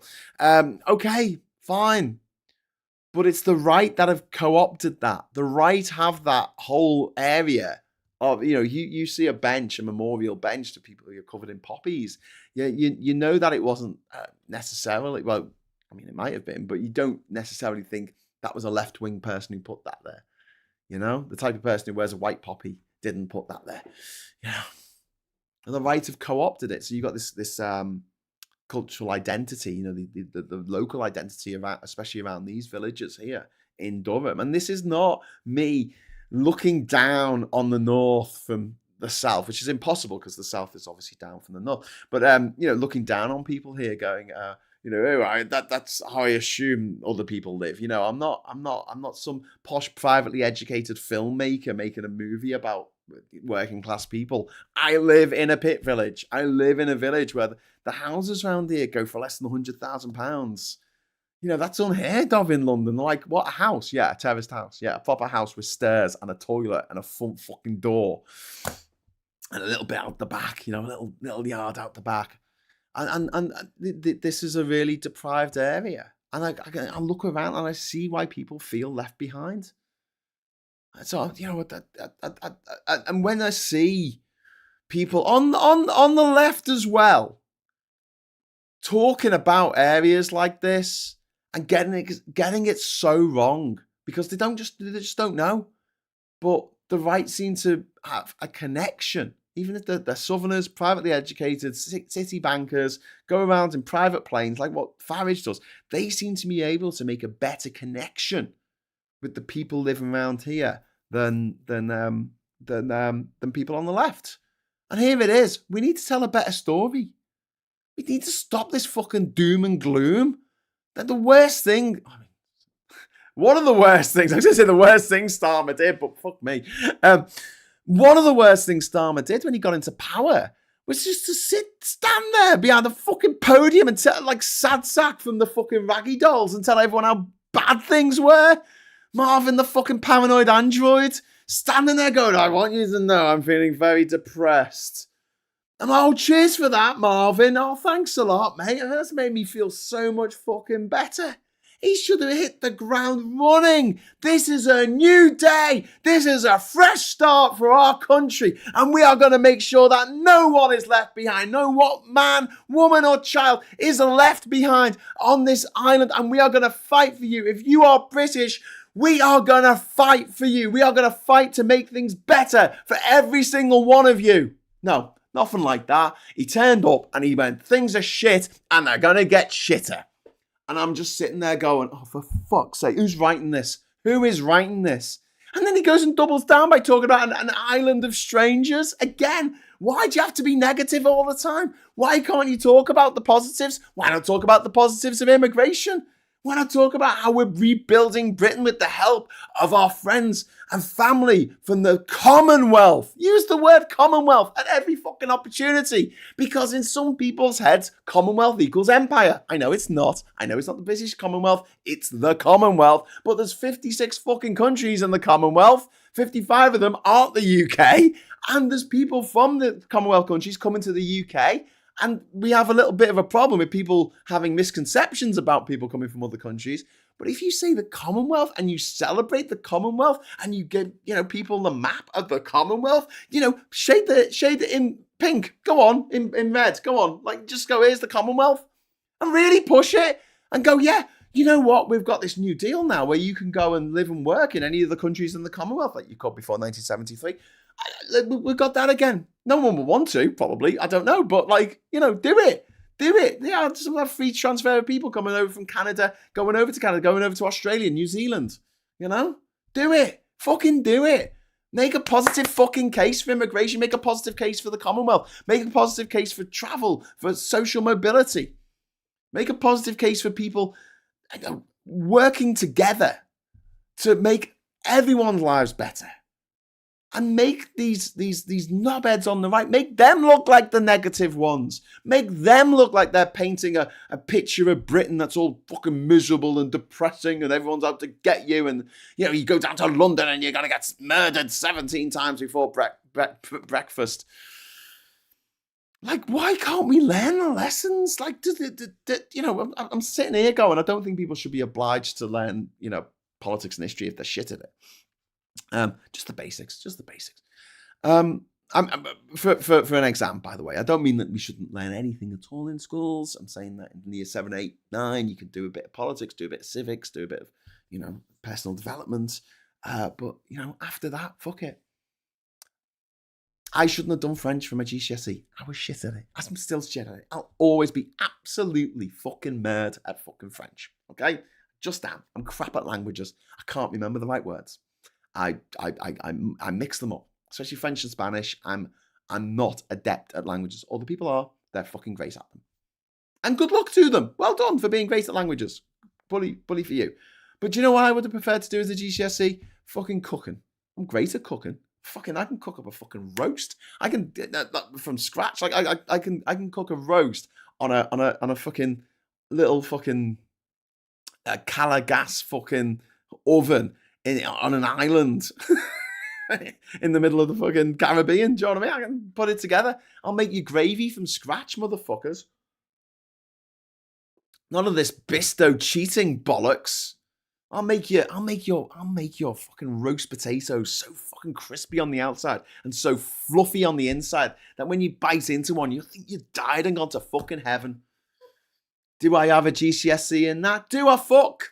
I had to do CDT, craft design and technology, Because for 1 year in the 1990s, the Thatcher government, or the Major government by then, thought, we need more people to do technology. So I had to do this fucking GCSE. And as a result, because of the way that my timetable landed, I couldn't do geography. I have no qualification in geography. None. Even though I'm fucking brilliant at it. Like, unbelievably good at geography. Like, I draw a map of the world from memory style good at geography. And I know geography is more than just maps and shit, but I would have done all right. Let's just say I would have done all right. That would have been one of my few A's at GCSE would have been in geography, but I couldn't take it. I couldn't take it because I had to take fucking technology and I had to take a foreign language. Both of which I was shit at, and it did not make me feel good. Yeah. And Viper Scott, thank you very much for the £2 super chat. Just look at the chat. I'm so proud of this community. I absolutely am. I absolutely am as well. So many lovely people in here. David Faulkner, thank you very much for the 78 Hong Kong dollars. I will always listen to people's opinions as I'm open to be convinced that I'm mistaken. But for those who are already convinced that there's nothing new that can be learnt from me, I waste 0% effort. Yes, I get that, David. And I've spoken about this before, haven't I? About, when people voted for Brexit, it was a bit like trying to tell them that the person that they're in love with is a wrong one. It's very difficult. It's very, very, very difficult to get people to change their minds. But here's the thing, right? Humans are social animals. We really are. And if we see people in our cohort going in a certain direction, it's pretty natural for us to join that cohort. And this, there's loads of psychological experiments where, teachers have been horrible to a kid who didn't do something wrong, to test the other kids to see if one of them says something or if they just go along with the new reality of what they are told happened. I mean, there's the experiments, isn't there, where they put someone in a room with a button that gives them an electric shock, and you put people in the room and they press the button and they get the electric shock. And, oh God, that's not very nice. And you leave them alone for an hour, they'll press the button again, even though it's not pleasant, because they're bored. Bored people make stupid fucking decisions. People will go along with the herd. And if you give people the chance to do something nice, they will do something nice. They really will. There needs to be a kind of like Stanford prison experiment, the opposite of that, where you give people a chance to be horrible, they will be horrible. If you give people the chance to be nice, they will be nice. Humans are weird like that. And so, yeah, give people the opportunity to be nice. Give people the opportunity to change their community and work with people in their community so we have more people talking to each other. And then maybe the bigoted racist who's living at number 12, who hates black people and hates gay people, can spend the afternoon planting fucking lovely flowers with a black gay person who's absolutely lovely and end up inviting him around for tea. You never know. You never know. If we keep living within these sort of bubbles where we don't communicate with anyone outside of our own personal cohort, then that way disaster lies for society, because we can't live in a society where the only way we can make one group of people feel good is by taking rights away from another group or being horrible to another group. We can't continue doing this. But what Labour have done and what the left have done in general is they've left this sort of this cultural vacuum. The left often cedes local identity to the right. You see this with the flags. You see this with the war memorials. The England flags have become reform coded. It's not just to be a message of aggression towards people who weren't born on this island. It's also meant to be, to say to people, this is a refuck area. This is a place where people love Nigel Farage. When actually, local elections, only a few people fucking vote in it. Probably the majority of the people living in that area are not people who are going to vote for Nigel Farage. But because of because people are swayed by the group. They don't want to be excluded. They don't want to be different. They want to be seen as different. I know some of us do. But yeah, and I think that the failure to target worse off neighborhoods directly really doesn't help. A national growth strategy going on about growing our GDP and growing the economy. A national growth strategy doesn't automatically lift Horden here in Durham. Street by street investment matters. And if people don't see change physically in their everyday life, they assume nothing is happening, and they will fill the information void with stuff they read on Facebook, which is going to be racist and misogynistic. Miss Paula Thomas, thank you very much for the £5 super chat. One of my father's great insights: geography is how where you are affects what you do. History is how when you are affects what you do. Yeah. So like I said, I studied history and politics, the PMH, politics and modern history, at university. And when I left university, right, my knowledge, my understanding of history was probably about 10% of what it is now. And the reason for that wasn't because I didn't read books or didn't, find out. It was simply because I was lacking in context. Because geography is so fucking important when it comes to history. Why things happened, where they happened, is as important as why things happened when they happened. And 99% of the time when, major global events, it's always pretty much tied to history, tied to geography. And people go, oh, it's religion. Religions cause more wars than anything else. And religion wasn't necessarily the cause of the war. It was the excuse for the war. And we need to make that distinction very clear. And I'm saying this as a militant atheist who, not religious myself, and don't start having a go at religious people in the chat, please. I'm very live and let live. I know people who are religious, and they're friends of mine, and it's not like we have arguments about the existence of God all the time. We don't. They get on with it. I get on with what I want to do. But I do get me back up a little bit when people say certain things about history. It's usually people who don't really study history or never studied history. They'll say history is written by the winners. That's not true. History is written by the people who were there. The losers write history as well. The people who were there. And the job of a good historian is to look at the winner's account, the loser's account, and the bystander's account, and then take those three accounts together and try and work out what actually happened, because all three of them will be lying to some extent. And the other thing that people say about history is about how the whole thing about the way you learn about history is by looking at statues. Oh no, that's not that's not how you learn about history. What are you talking about? That's certainly not the way you learn about history. But also this kind of like the idea that anything in history is inevitable. It's not. It's just not. Humans are making it up as they go along. But the idea that most wars are caused by religion isn't true. It's territory. It's nearly always geography. It's nearly always territory. It's wanting to have that particular city because that has a major trading post, or that particular port town because they can control all the ships going through that particular area. And what you do is, you've got no justification just to go and take someone else's fucking city. I mean, that's a bit rude, isn't it? But if you say, oh, we're doing this in the name of religion, then... and don't forget all the conquests that Britain made during its age of fucking empire. That wasn't backed by religion. That was just backed by money. They just wants to make fucking money. You want to tell, you know what started most fucking wars? Capitalism. That's it. Some cunt wants to make a load of fucking money. Oh, I just demonetized the channel. Have you seen the movie Blinded by the Light by the filmmaker Bend It Like Beckham? You really should. It's beautiful and so anti-racist. Now, I've not seen that. I will try and check that out. Blinded by the Light. I will check that out. Bolskov says, it's so frustrating because they made great efforts to help me with handwriting until LEA loaned me a Tandy thing to type my exams. Gave away exam marks for it, though. I really do feel like the G in GDP stands for grift. Blinded by the Light is great, especially when you realise little Laxley Lennon would be in that BNP march at the end of the film. I was surprised by the death toll when I first looked at it, with religion being second behind malaria, but it makes sense to me, to be honest.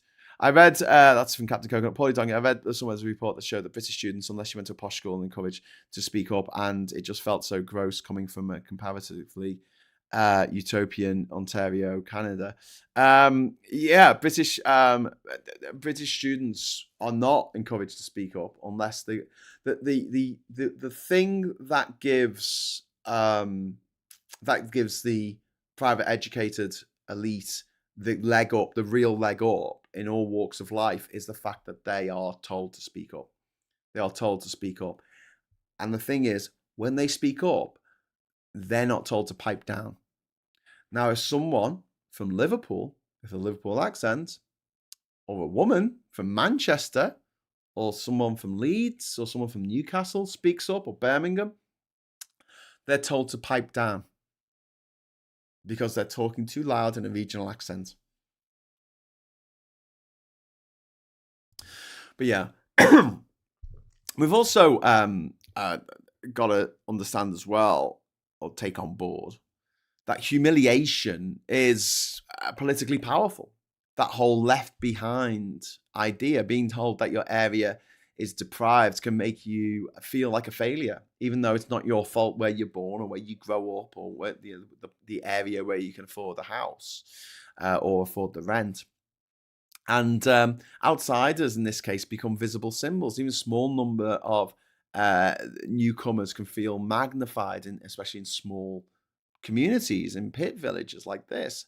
And nostalgia works as a comfort to especially the older generation, and they'll think about the days when the mines are open, and even though everyone died at the age of 40 from black lung, and alcoholism was rampant, and children were sent down the mines, and it ended up becoming an insecure fucking industry where you turn up at the pit in the morning, and some of you would be picked to work and some of you wouldn't.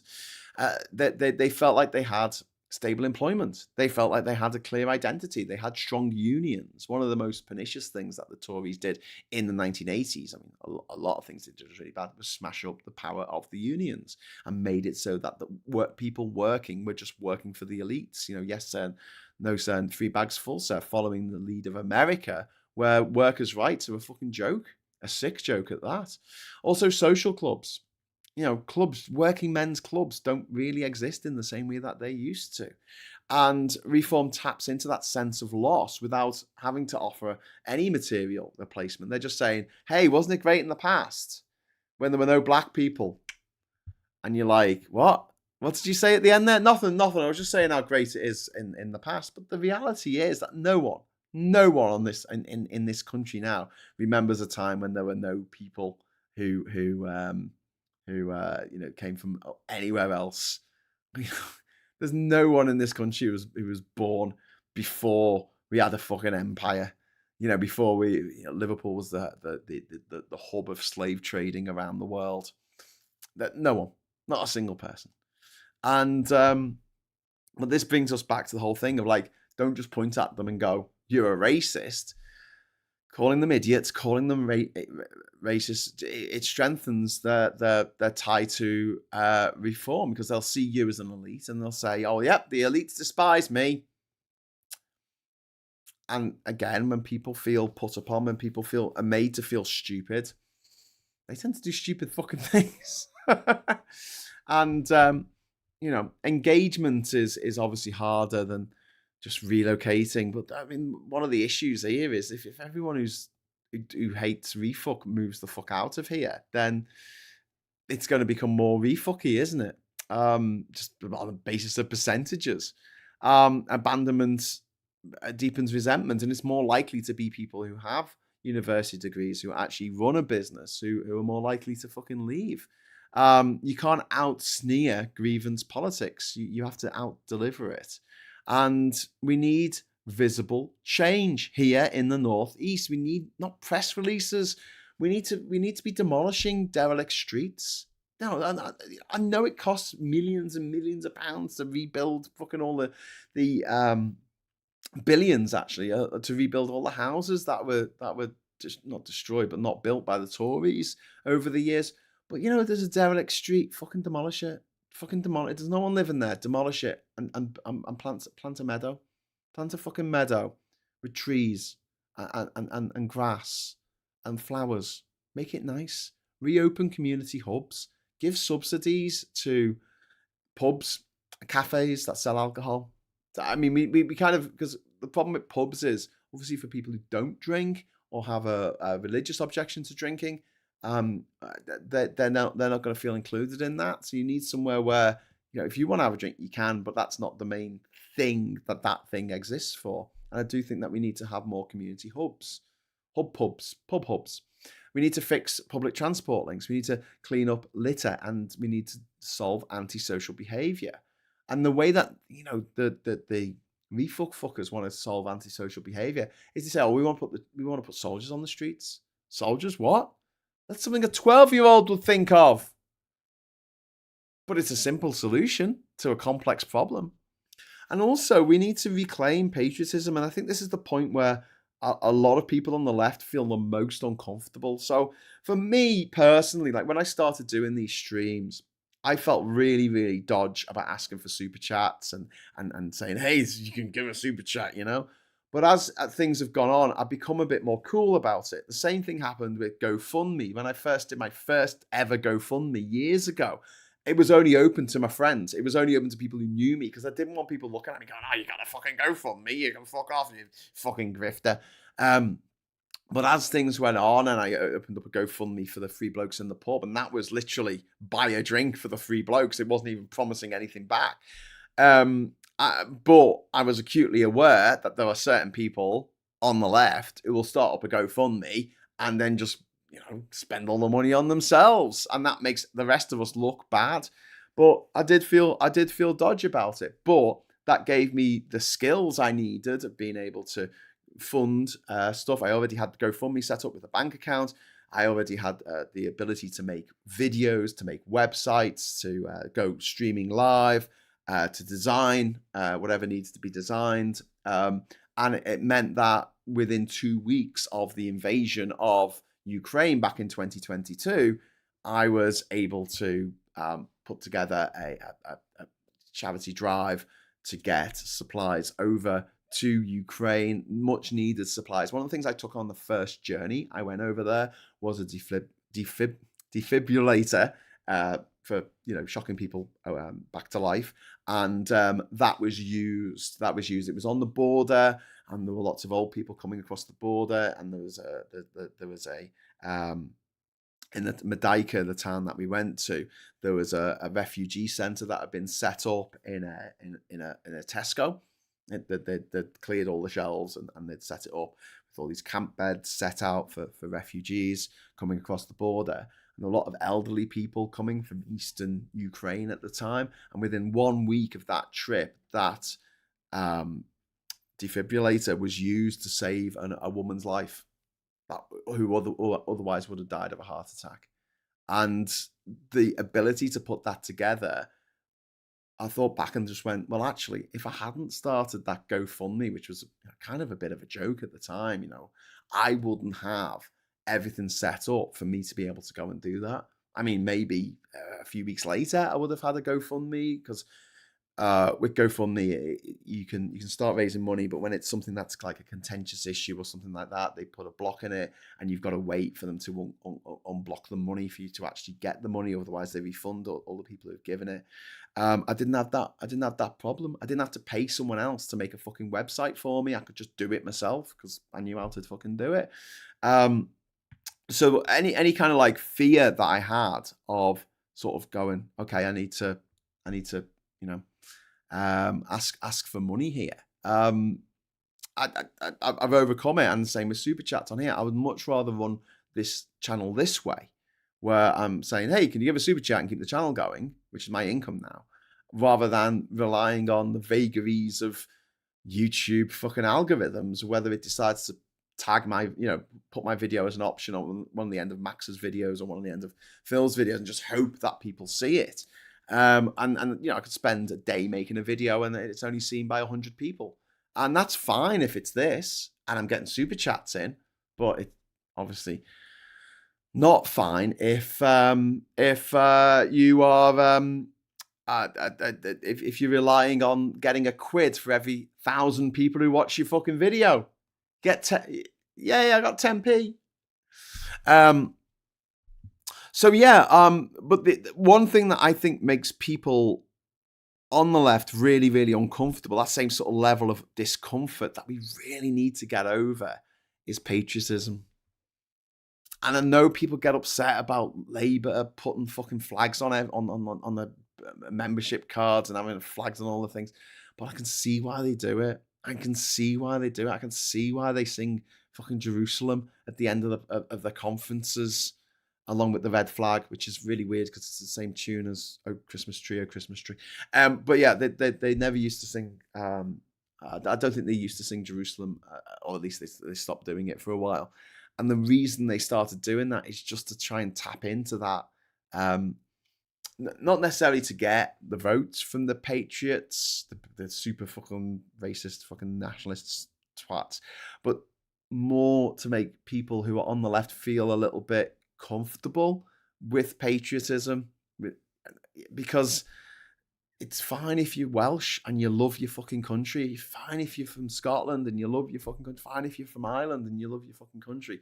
But if you're an English nationalist, there are so many awful connotations of that. And I hate the fact that the right have just co-opted the Union Jack and said, this is our flag now. We're gonna put it up we're gonna put it halfway up a bloody lamppost and get it the long way up. But I really hoped that the London 2012 Olympics we had sort of recaptured that narrative from the right wing, but unfortunately that was just a flash in the pan. So we need to. I'm not saying that everyone has to do this. I mean, it's something that we need to work towards. It's probably the best way to put it. Getting over that discomfort about your country when you're talking, especially when you're talking to someone who feels left behind. The worst thing not the worst thing you can do, I suppose the worst thing you could do is murder them and burn the house down. But one of the worst things you can do to someone who is patriotic, and it's the only thing they feel good about themselves, it's the only thing they feel proud of, is the fact they're British or the fact they're English. And if you come along and say, this country's fucking shit because of people like you, that's not going to change their mind, is it? And what I would like to say is, like, don't present people with facts. I'm happy to, fact you till you fart on this fucking show. I don't care, because I know that I'm talking to people in my tribe. But when you're talking to people who aren't necessarily in your tribe, when you're talking to people who are voting for refuck and voting for the Tories and things like Nigel Farage and Brexit are the answer, stop. You've got to not think, not argue, not debate on a logical level. It just doesn't work. You've got to be emotional about it. You've got to tell emotional anecdotes about your life and connect it with them. Make them see that you're not the enemy. It's the only way we can get through to people. And pride in place doesn't belong to the fucking far right. We need to take that on ourselves. Otherwise, that they will, the right wing fucking loves a vacuum. Paulie Donkey, thank you very much. Jingoism versus patriotism is an important distinction. Yeah, absolutely, Paulie Donkey. Absolutely. I'm not going to sit here and go, yeah, Britain's the best fucking country in the world. I'd be even better if it wasn't for people from other countries coming here. I'm like, nah. We need to be smarter than that. We need to connect with people on an emotional level. We need to have these conversations, and that means going out in our communities.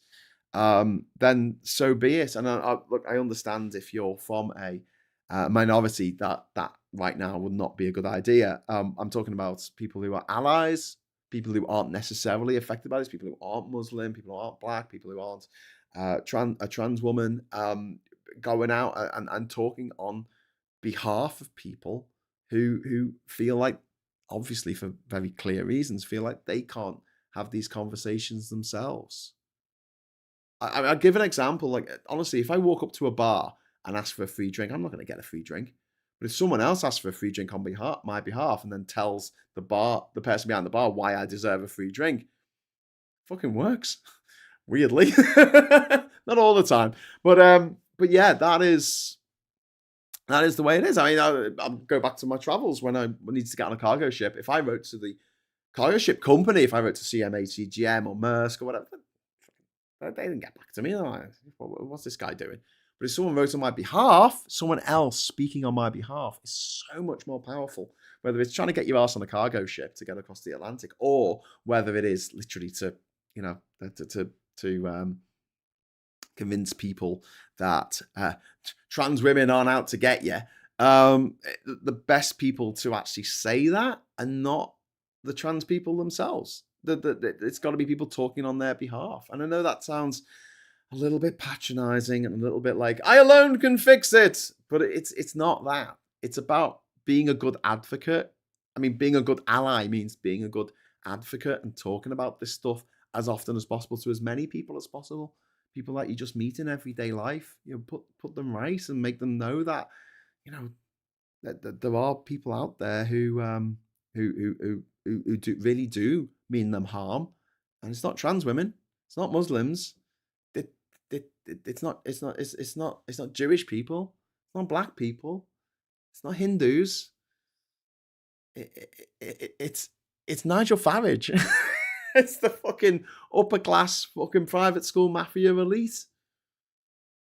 I don't know if you saw this week, but Nigel Farage was asked at a conference like about the fact that all of them went to fucking private school, and he went, "Oh, very good, very good. You're a terrible reporter. I expected better than the FT. You know the FT once there was something happened, and the FT said, "Well, I'm going to put this on our front cover of our newspaper." Ha ha ha ha.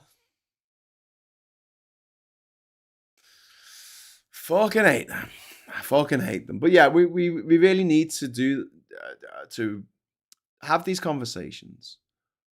Get on people's wavelength on an emotional level. We need to expose fucking refux contradictions repeatedly. Show how their labour policies hurt workers. Show how their benefit policies are going to fucking destroy entire fucking communities, which are already on their fucking arse.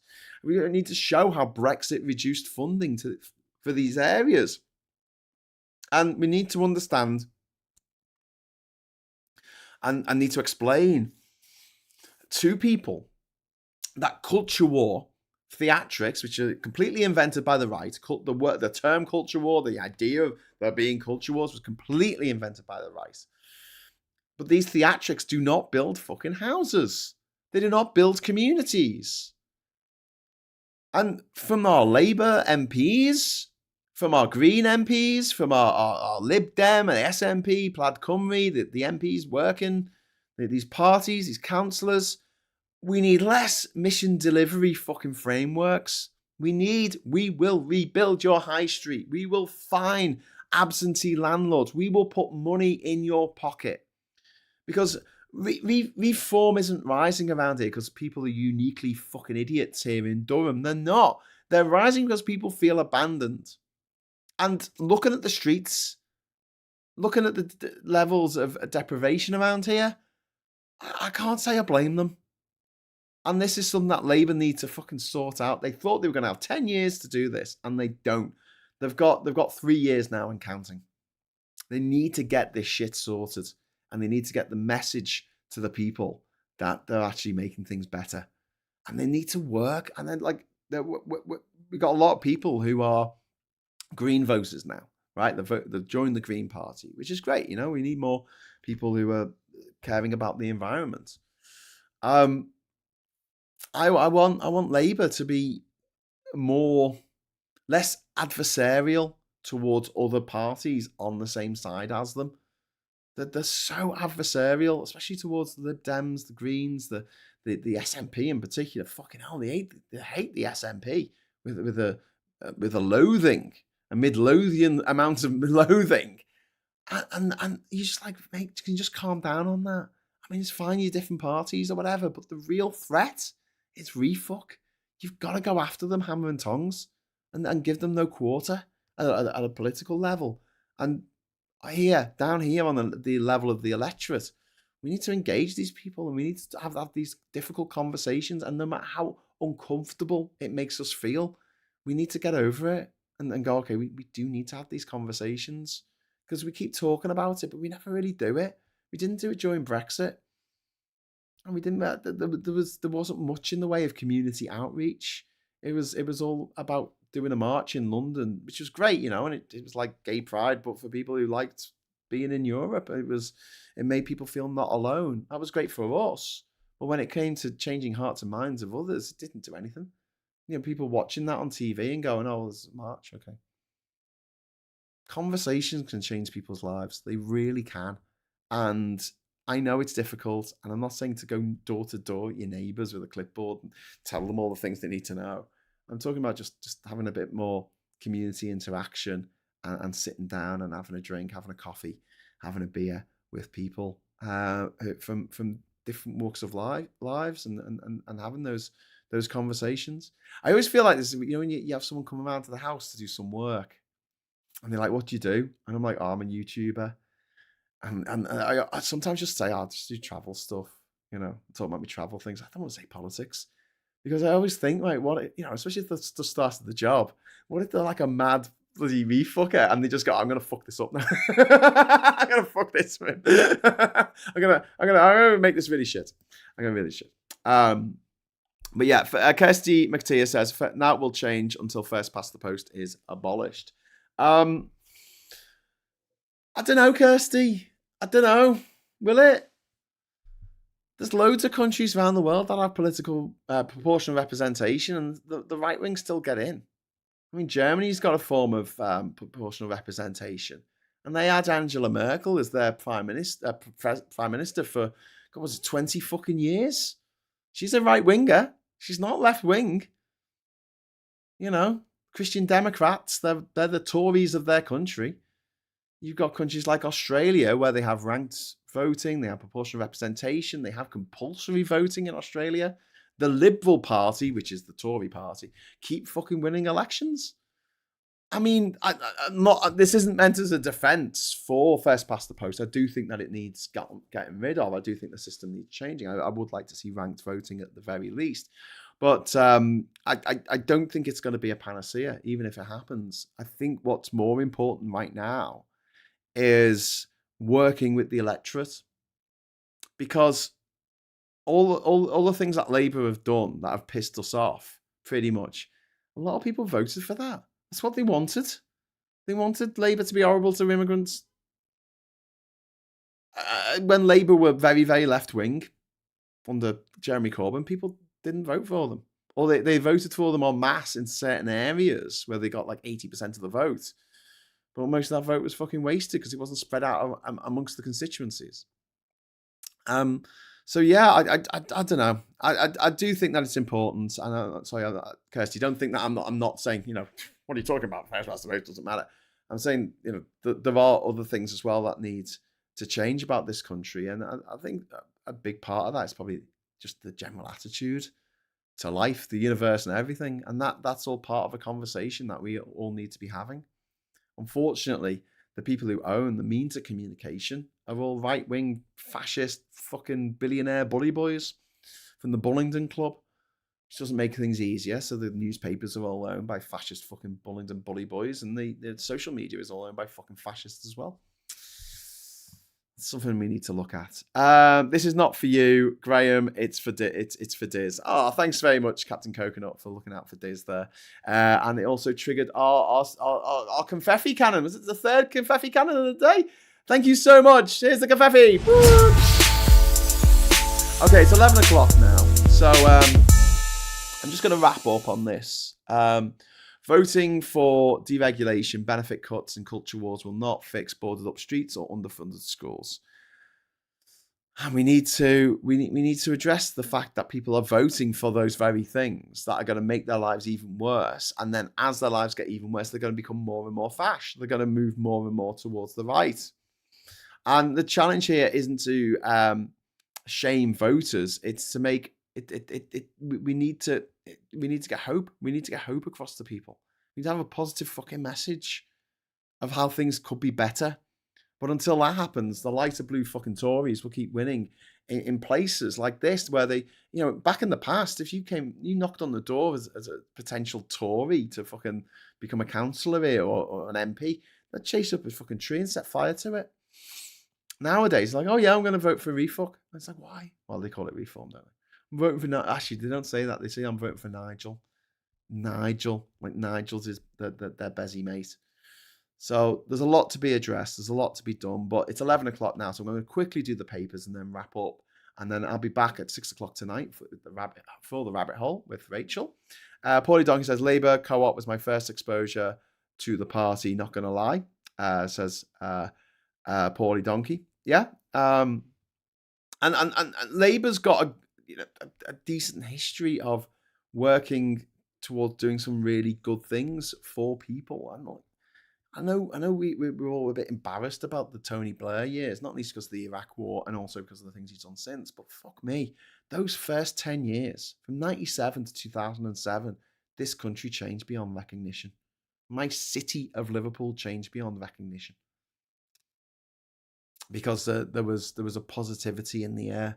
We got the Olympics. Liverpool got the capital of culture for 2008. You know, things were exciting and dynamic, and there was a lot going on. There was a lot of positivity.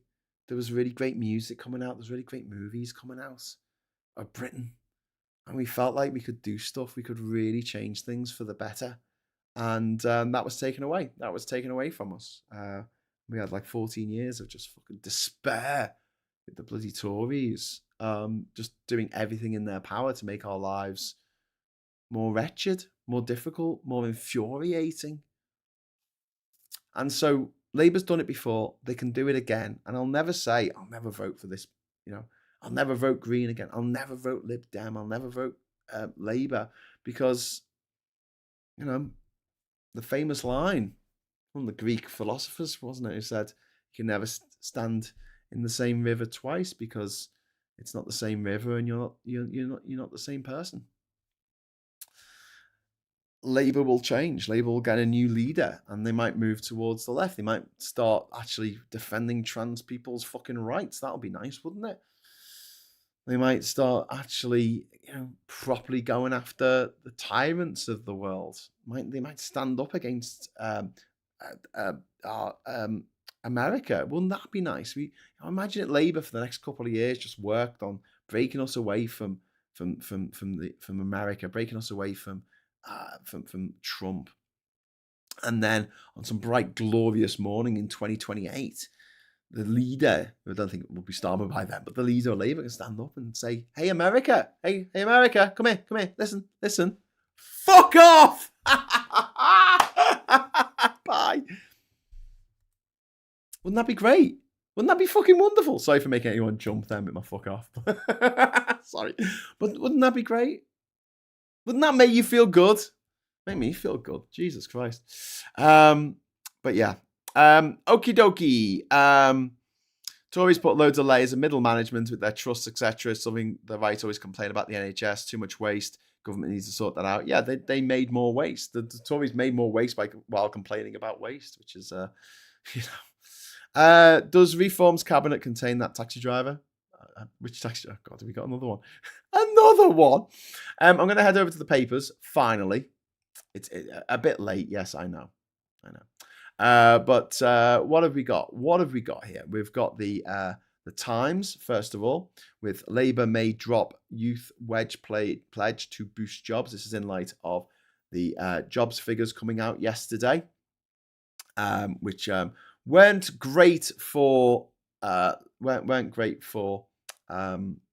Labour, showing that the unemployment's at the highest rate for 5 years. 1 in 6 18 to 24-year-olds are out of work because firms consider them too costly to hire. Ministers are considering ditching Labour's manifesto pledge to pay young people the same national minimum wage as other older workers, after suggestions that the policy is fueling record youth unemployment. There's a picture of Prue Leaf, for some reason, privately educated, of course, there. And we've got Reverend Jesse Jackson at the top of the page, who died yesterday, who was the guy who was the bridge between Martin Luther King and Barack Obama becoming president. 4 times more women than men on weight jabs, which is fine. And then we've got Reform vow on bank. Reform will promise to retain the office of budgetary responsibility and protect the independence of the Bank of England if it wins the election. Oh, good. Reform promised to do the bare fucking minimum. Andrew faces grilling. Their MPs could demand Andrew Mountbatten Windsor to. These are the little stories at the bottom, by the way, if you don't know where I am. Yeah, little pointer there. May force Andrew to talk, give evidence in front of a select committee. AI's Sudoku leap. Artificial intelligence appears to have achieved another landmark by setting the first Sudoku that human experts have conceded is worth their time. Well, that's worth 1.5 trillion fucking dollars, isn't it? The first Sudoku. Russia dirty tricks. Russia and Belarus are reviving a conspiracy theory challenging the foundations of Lithuania's nationhood, according to the leader of Belarusian opposition. That doesn't surprise me at all. Law firm fraud fears regulators are investigating potential fraud after the abrupt collapse of high street solicitors of high street solicitors PM Law. Okay, they were called PM Law. I'm trying to suss out what the name was there. And Arsenal's £168 ticket. Arsenal have been accused of acting more like FIFA by squeezing more money from supporters with the introduction of a top-tier ticket category, going up to £168 to go and watch your Arsenal. How Lana Del Rey became an unwitting Republican icon, which is unfortunate because I do like her music. We've got Reeves blocking defence cash boost. Military chiefs sound alarm over 28 billion shortfall as funding requests rejected. Rachel Reeves is resisting pressure from military chiefs to spend billions more on defence. Romeo repaid travel expenses after billing taxpayers. Sir Keir Starmer's choice for a cabinet secretary repaid travel expenses after officials raised concerns. It can be revealed. There seems to be this concerted campaign against Dame Antonio Romeo, privately educated, of course, who is being tapped for the cabinet secretary role that was vacated last week. There's another picture of Prue Leaf there, privately educated, of course. We've got Chagos Islanders back after 50 years of exile. A band of British Chagosians have defied an exclusion zone to make a dramatic return to their homeland. NHS give therapy to 9 million jobless push, and Andrew linked Epstein flight on police radar. We've got the reformed jokers there laughing at everyone who isn't a billionaire. No laughing matter. Farage cabinet are full of Tories who would hammer ordinary Brits again. The Mirror's not wrong there. They back tax cuts for the rich, axing workers' right, and will target the NHS again, which they absolutely will do. Grinning Nigel Farage unveiled his top team yesterday full of Tory turncoats who have already trashed Britain once, but now they're in a slightly lighter shade of blue. They can do it again. And then pressure piles on Andrew as fourth police force probes Epstein claims, and a story about Tana Ramsey, whoever that is. And there's another story about Tana Ramsey. Tough childhood made me a better dad. Oh, that's Gordon Ramsay saying that. And then we've got the Daily Express here. Millions are crying out for reward of hard work. And we've got a picture of the Queen Camilla, in case you forgot what she looked like. And she's meeting a child. She visits Bath. She went to Bath. So imagine just for a second, that you decided to just get on the train, right, and go to Bath. So you went to Bristol Meads, and then you changed trains and you went over to Bath, and you spent the day in Bath. And then someone who you don't know, if you've never met, printed out 5,000 leaflets, right, on paper, printed them out and then sent it to every single corner shop in the country to let everyone know that you've been to Bath. Would you not think that was a bit weird? Would you not think that was a bit, a bit odd in the grander scheme of things? Because I would, but I'm just like that. So yeah, we'll head back to the purpose now. In one moment. There we go. Papers. Press the right button, Graham. So yeah, we'll scroll down here. We've got Cynthia and Revo's magnificent Dracula is defanged. Oh dear. Well, it's not magnificent then, is it? And it's like the Hunger Games, why getting a job has never been harder. Which is a bit of an odd headline there, because I mean the Hunger Games, like the kids died in that. They died. They actually freaking died. But whatever floats your goat. 1 in 9 new homes are built in areas of flood risk. Oh, good old climate change there, fucking everyone. AI risks raises risk. AI race raises risk of tech Hindenburg disaster. The race to get artificial intelligence to market has raised the risk of a Hindenburg style disaster that shatters confidence in the technology, a leading researcher has warned.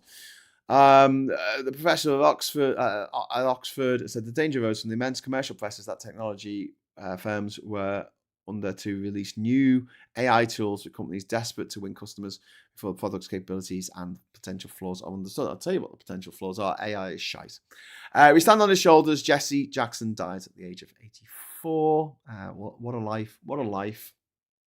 What a life.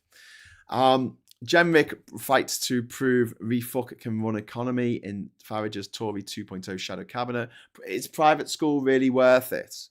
Is private school really worth it? Is private school really worth it? Okay, well let's have a look and let's work out together if private school is really worth it. This is the private school mafia website here. 7% of the population, 99% of the power.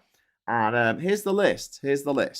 Starting with Aaron Bell, we've got Alex Fleming Brown, we've got Alex Sharma, we've got Andy Cato, we've got Anita Nightingale, passed away. We've got Banksy in there, Ben Lovett. We're only on the Bs, right? We've got Kerry Hughes, the actor. We've got Charlotte Gill, the troll. We've got Christopher Butcher, Christopher Nolan, Claire Foy. We've got Claire Marshall in there. Cleo, we're only up to C. We're up to D now. Daisy Ridley from Star Wars. Damon Hill, the racer. Daniel Hannon, the Brexiter. Daniel Kaczynski, the other Brexiter. David Campbell Bannerman, the other Brexiter. David Coburn, another Brexiter. We're still up to the D's. Davina McCall, David Steele, Denise Van Outen, Denise Welsh, Dom Jolly, Dominic Grieve, Dominic Keating. We've got Duncan Jones. We've got Ed Bulls, Ed Bye, Ed China, Ed Davey, Ed Gamble, Ed O'Brien, Ed Sheeran, Ed Winford. That's all the people called Ed. We've got Emmas. We've got loads of Emmas here. We've got Emma Bartlett. We've got Emma Corrin, Emma Manners, Emma Monk, Emma Watkinson. We've got Emma Watson. There's some Emmas there. We've got some Giles in there, of course. They went to private school. We've got some Henrys. We've got some Hughes. We've got some Ians. We've got some James. There's a lot of fucking James. Look at this. We've got James. Fucking hell. We've got James Arbuthnot. I can't even pronounce that. We've got James Bethel, we've got James Blunt, James Callis, James Cleverly, James Colhurst, James Cracknell, James Dellingpole, James Dreyfus, James Dyson, James Forsyth, we've got James Fox, we've got James Goss, we've got James Haskell, we've got James Ebony, we've got James Lance, we've got James Landale, we've got James Mates, we've got James Max, James Meller, James Morris, James Murray, James O'Brien, James O'Shaughnessy, and James Schneider. We've got James Spencer Churchill, we've got James Wood, we've got Jamie Bamber, Jamie Bothwick, and Jamie Camber Bauer, and we've also got Jamie Cullen, Jamie Gibson, Jamie Lang, Jamie Stone, and they're all the people called James. All of them. They're not all of them. Obviously, there's Jay Rayner as well. We've got JK from Jamiroquai. We've got Gemma Forte, friend of ours. Went to private school. Jeremy Corbett went to private prep school, of course. We've got Jeremy Hunt in there, Jeremy Irons, Jeremy Kyle, Jeremy Paxman. We've got Jeremy Quinn, Jeremy fucking Clarkson, Jeremy Bambo. We've got all the Jeremys in there. We're only up to J. Do you want me to keep going? Do you want me to keep going for all the fucking names on this fucking list? Lily Allen, Lily James, Luciana Berger, who's holding up the right to self-administer your own death. She's holding that up. Euthanasia. That's it. Mark Featherstone Whitty. We've got Mark Zuckerberg there, the guy who owns Facebook. I've few some people in here who aren't from Britain. Michael Gove. We're only up to halfway through the alphabet here. We're only up to the M's, okay? We're only up to the... I could do this all day. If I sat here and read out every fucking name on this fucking list, then we would literally be here for hours. Look at this. Trying to explain who all these people are. They're all the people who get to make TV shows, get to make films, get to direct films, get to write books, get to be politicians. All of just all of them. There you go. Oh, there's me, Politics Social. You can tell I made this website, can't you? Anyway, so it's all good. So just in case the iPaper was still wondering, is private school really worth it? If you can afford it, fuck yes, it's worth it. Anyway, I wish I could devote myself to celibacy, but I can't, by Kate Lister. Okay, I don't know why I want to read that, Kate, but whatever. Third police force examines Andrew's links to Epstein as MPs threaten inquiry. Essex police are assessing flight logs and emails for Epstein's Lolita Express at landing at Stansted Airport's private terminal amid allegations that women were flown in and out of the country. Putin critic, I never touch a door handle. It's not paranoia, says Russian who named Kremlin's nerve agent assassins. I know I'm on his death list. God, what a way to live. You know, there's people in this country that want us to be more like Russia. They want us to be more like Russia and Saudi Arabia. And as someone who's been to Russia and been to Saudi Arabia, all I can say from my heart, my whole chest, can I just say, fuck that.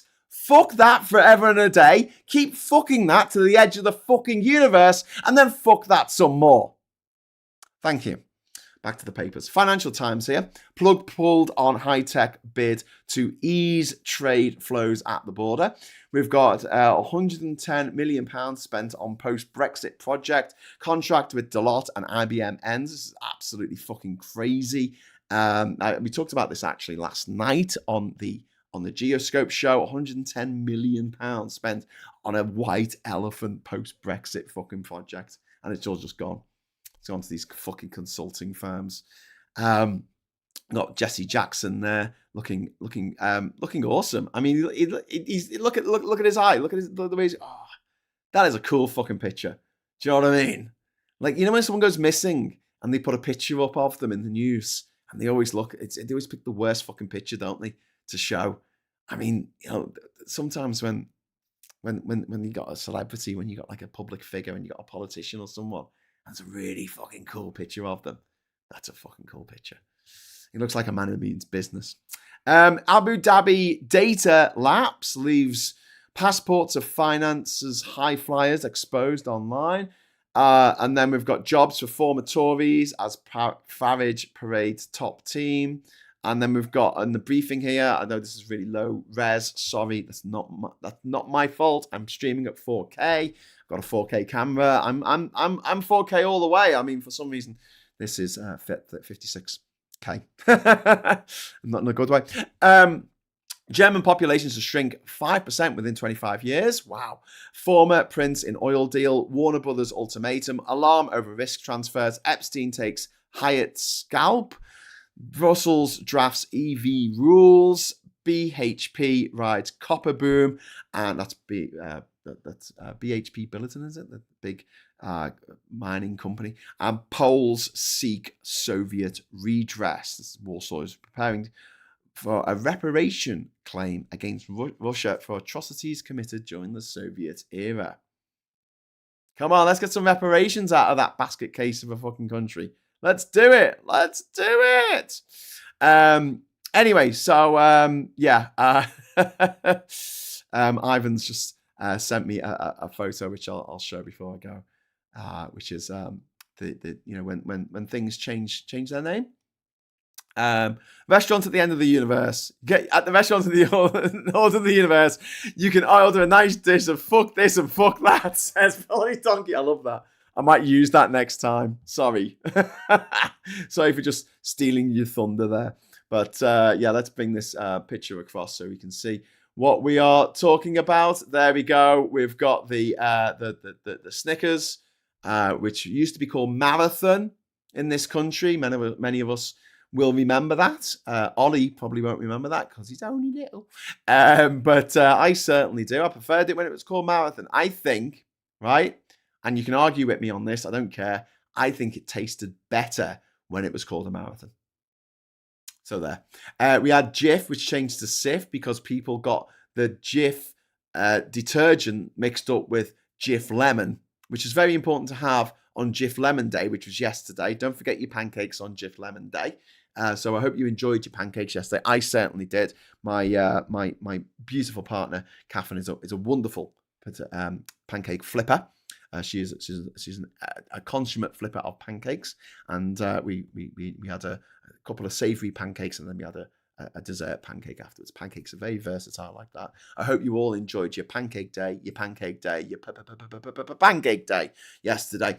But finally, yes, and the joke is, here we have. Well, it's not even a joke, it's just the reality. the Conservatives have become refuck. So thanks, Ivan, for sending me that. And yes, my friend, you're absolutely right. So then, fun fact, Cristiano Ronaldo is the only person in Saudi Arabia allowed to live with his partner despite not being married. Other players fly in from neighbouring countries. That is mad. That's the future that Farage wants in this country. They want to mash up the authoritarian regime where they send people who are gay, homosexuals, they send them to camps, to concentration camps to cure them. A place where apparently it's, officially there are no trans people. And when it comes to women's rights, they want to go down the route of Saudi Arabia. They want to punish women for not having children. This is the future that refuck wants. Have a look at Russia. Have a look at Saudi Arabia. In fact, go live there for a little bit. Go and just stay for a few weeks. Go on.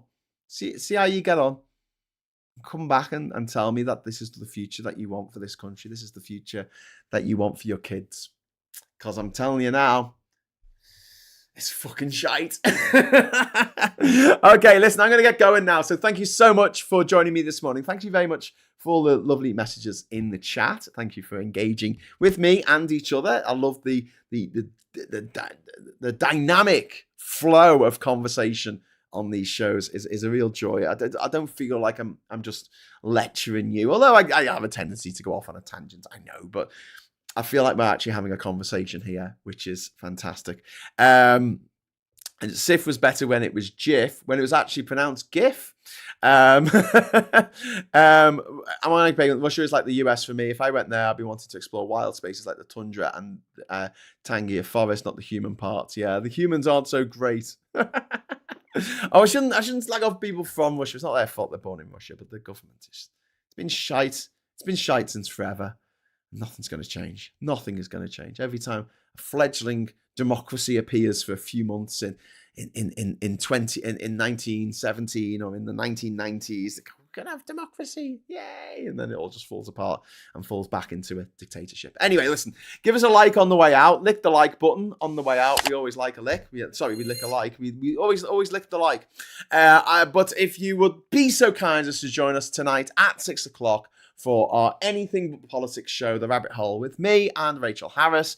We'll be jumping down the rabbit hole together again. I don't know what the topic is today, but we are looking at also doing a future episode where we get Hannah and where we get A. Thompson to give us their stuff to throw into room 101. But until then, if I don't see you there tomorrow, bright and early, 9 o'clock, morning brew, let's talk about what's going down. What's going down in our towns and villages and countries and continents and planets, I guess.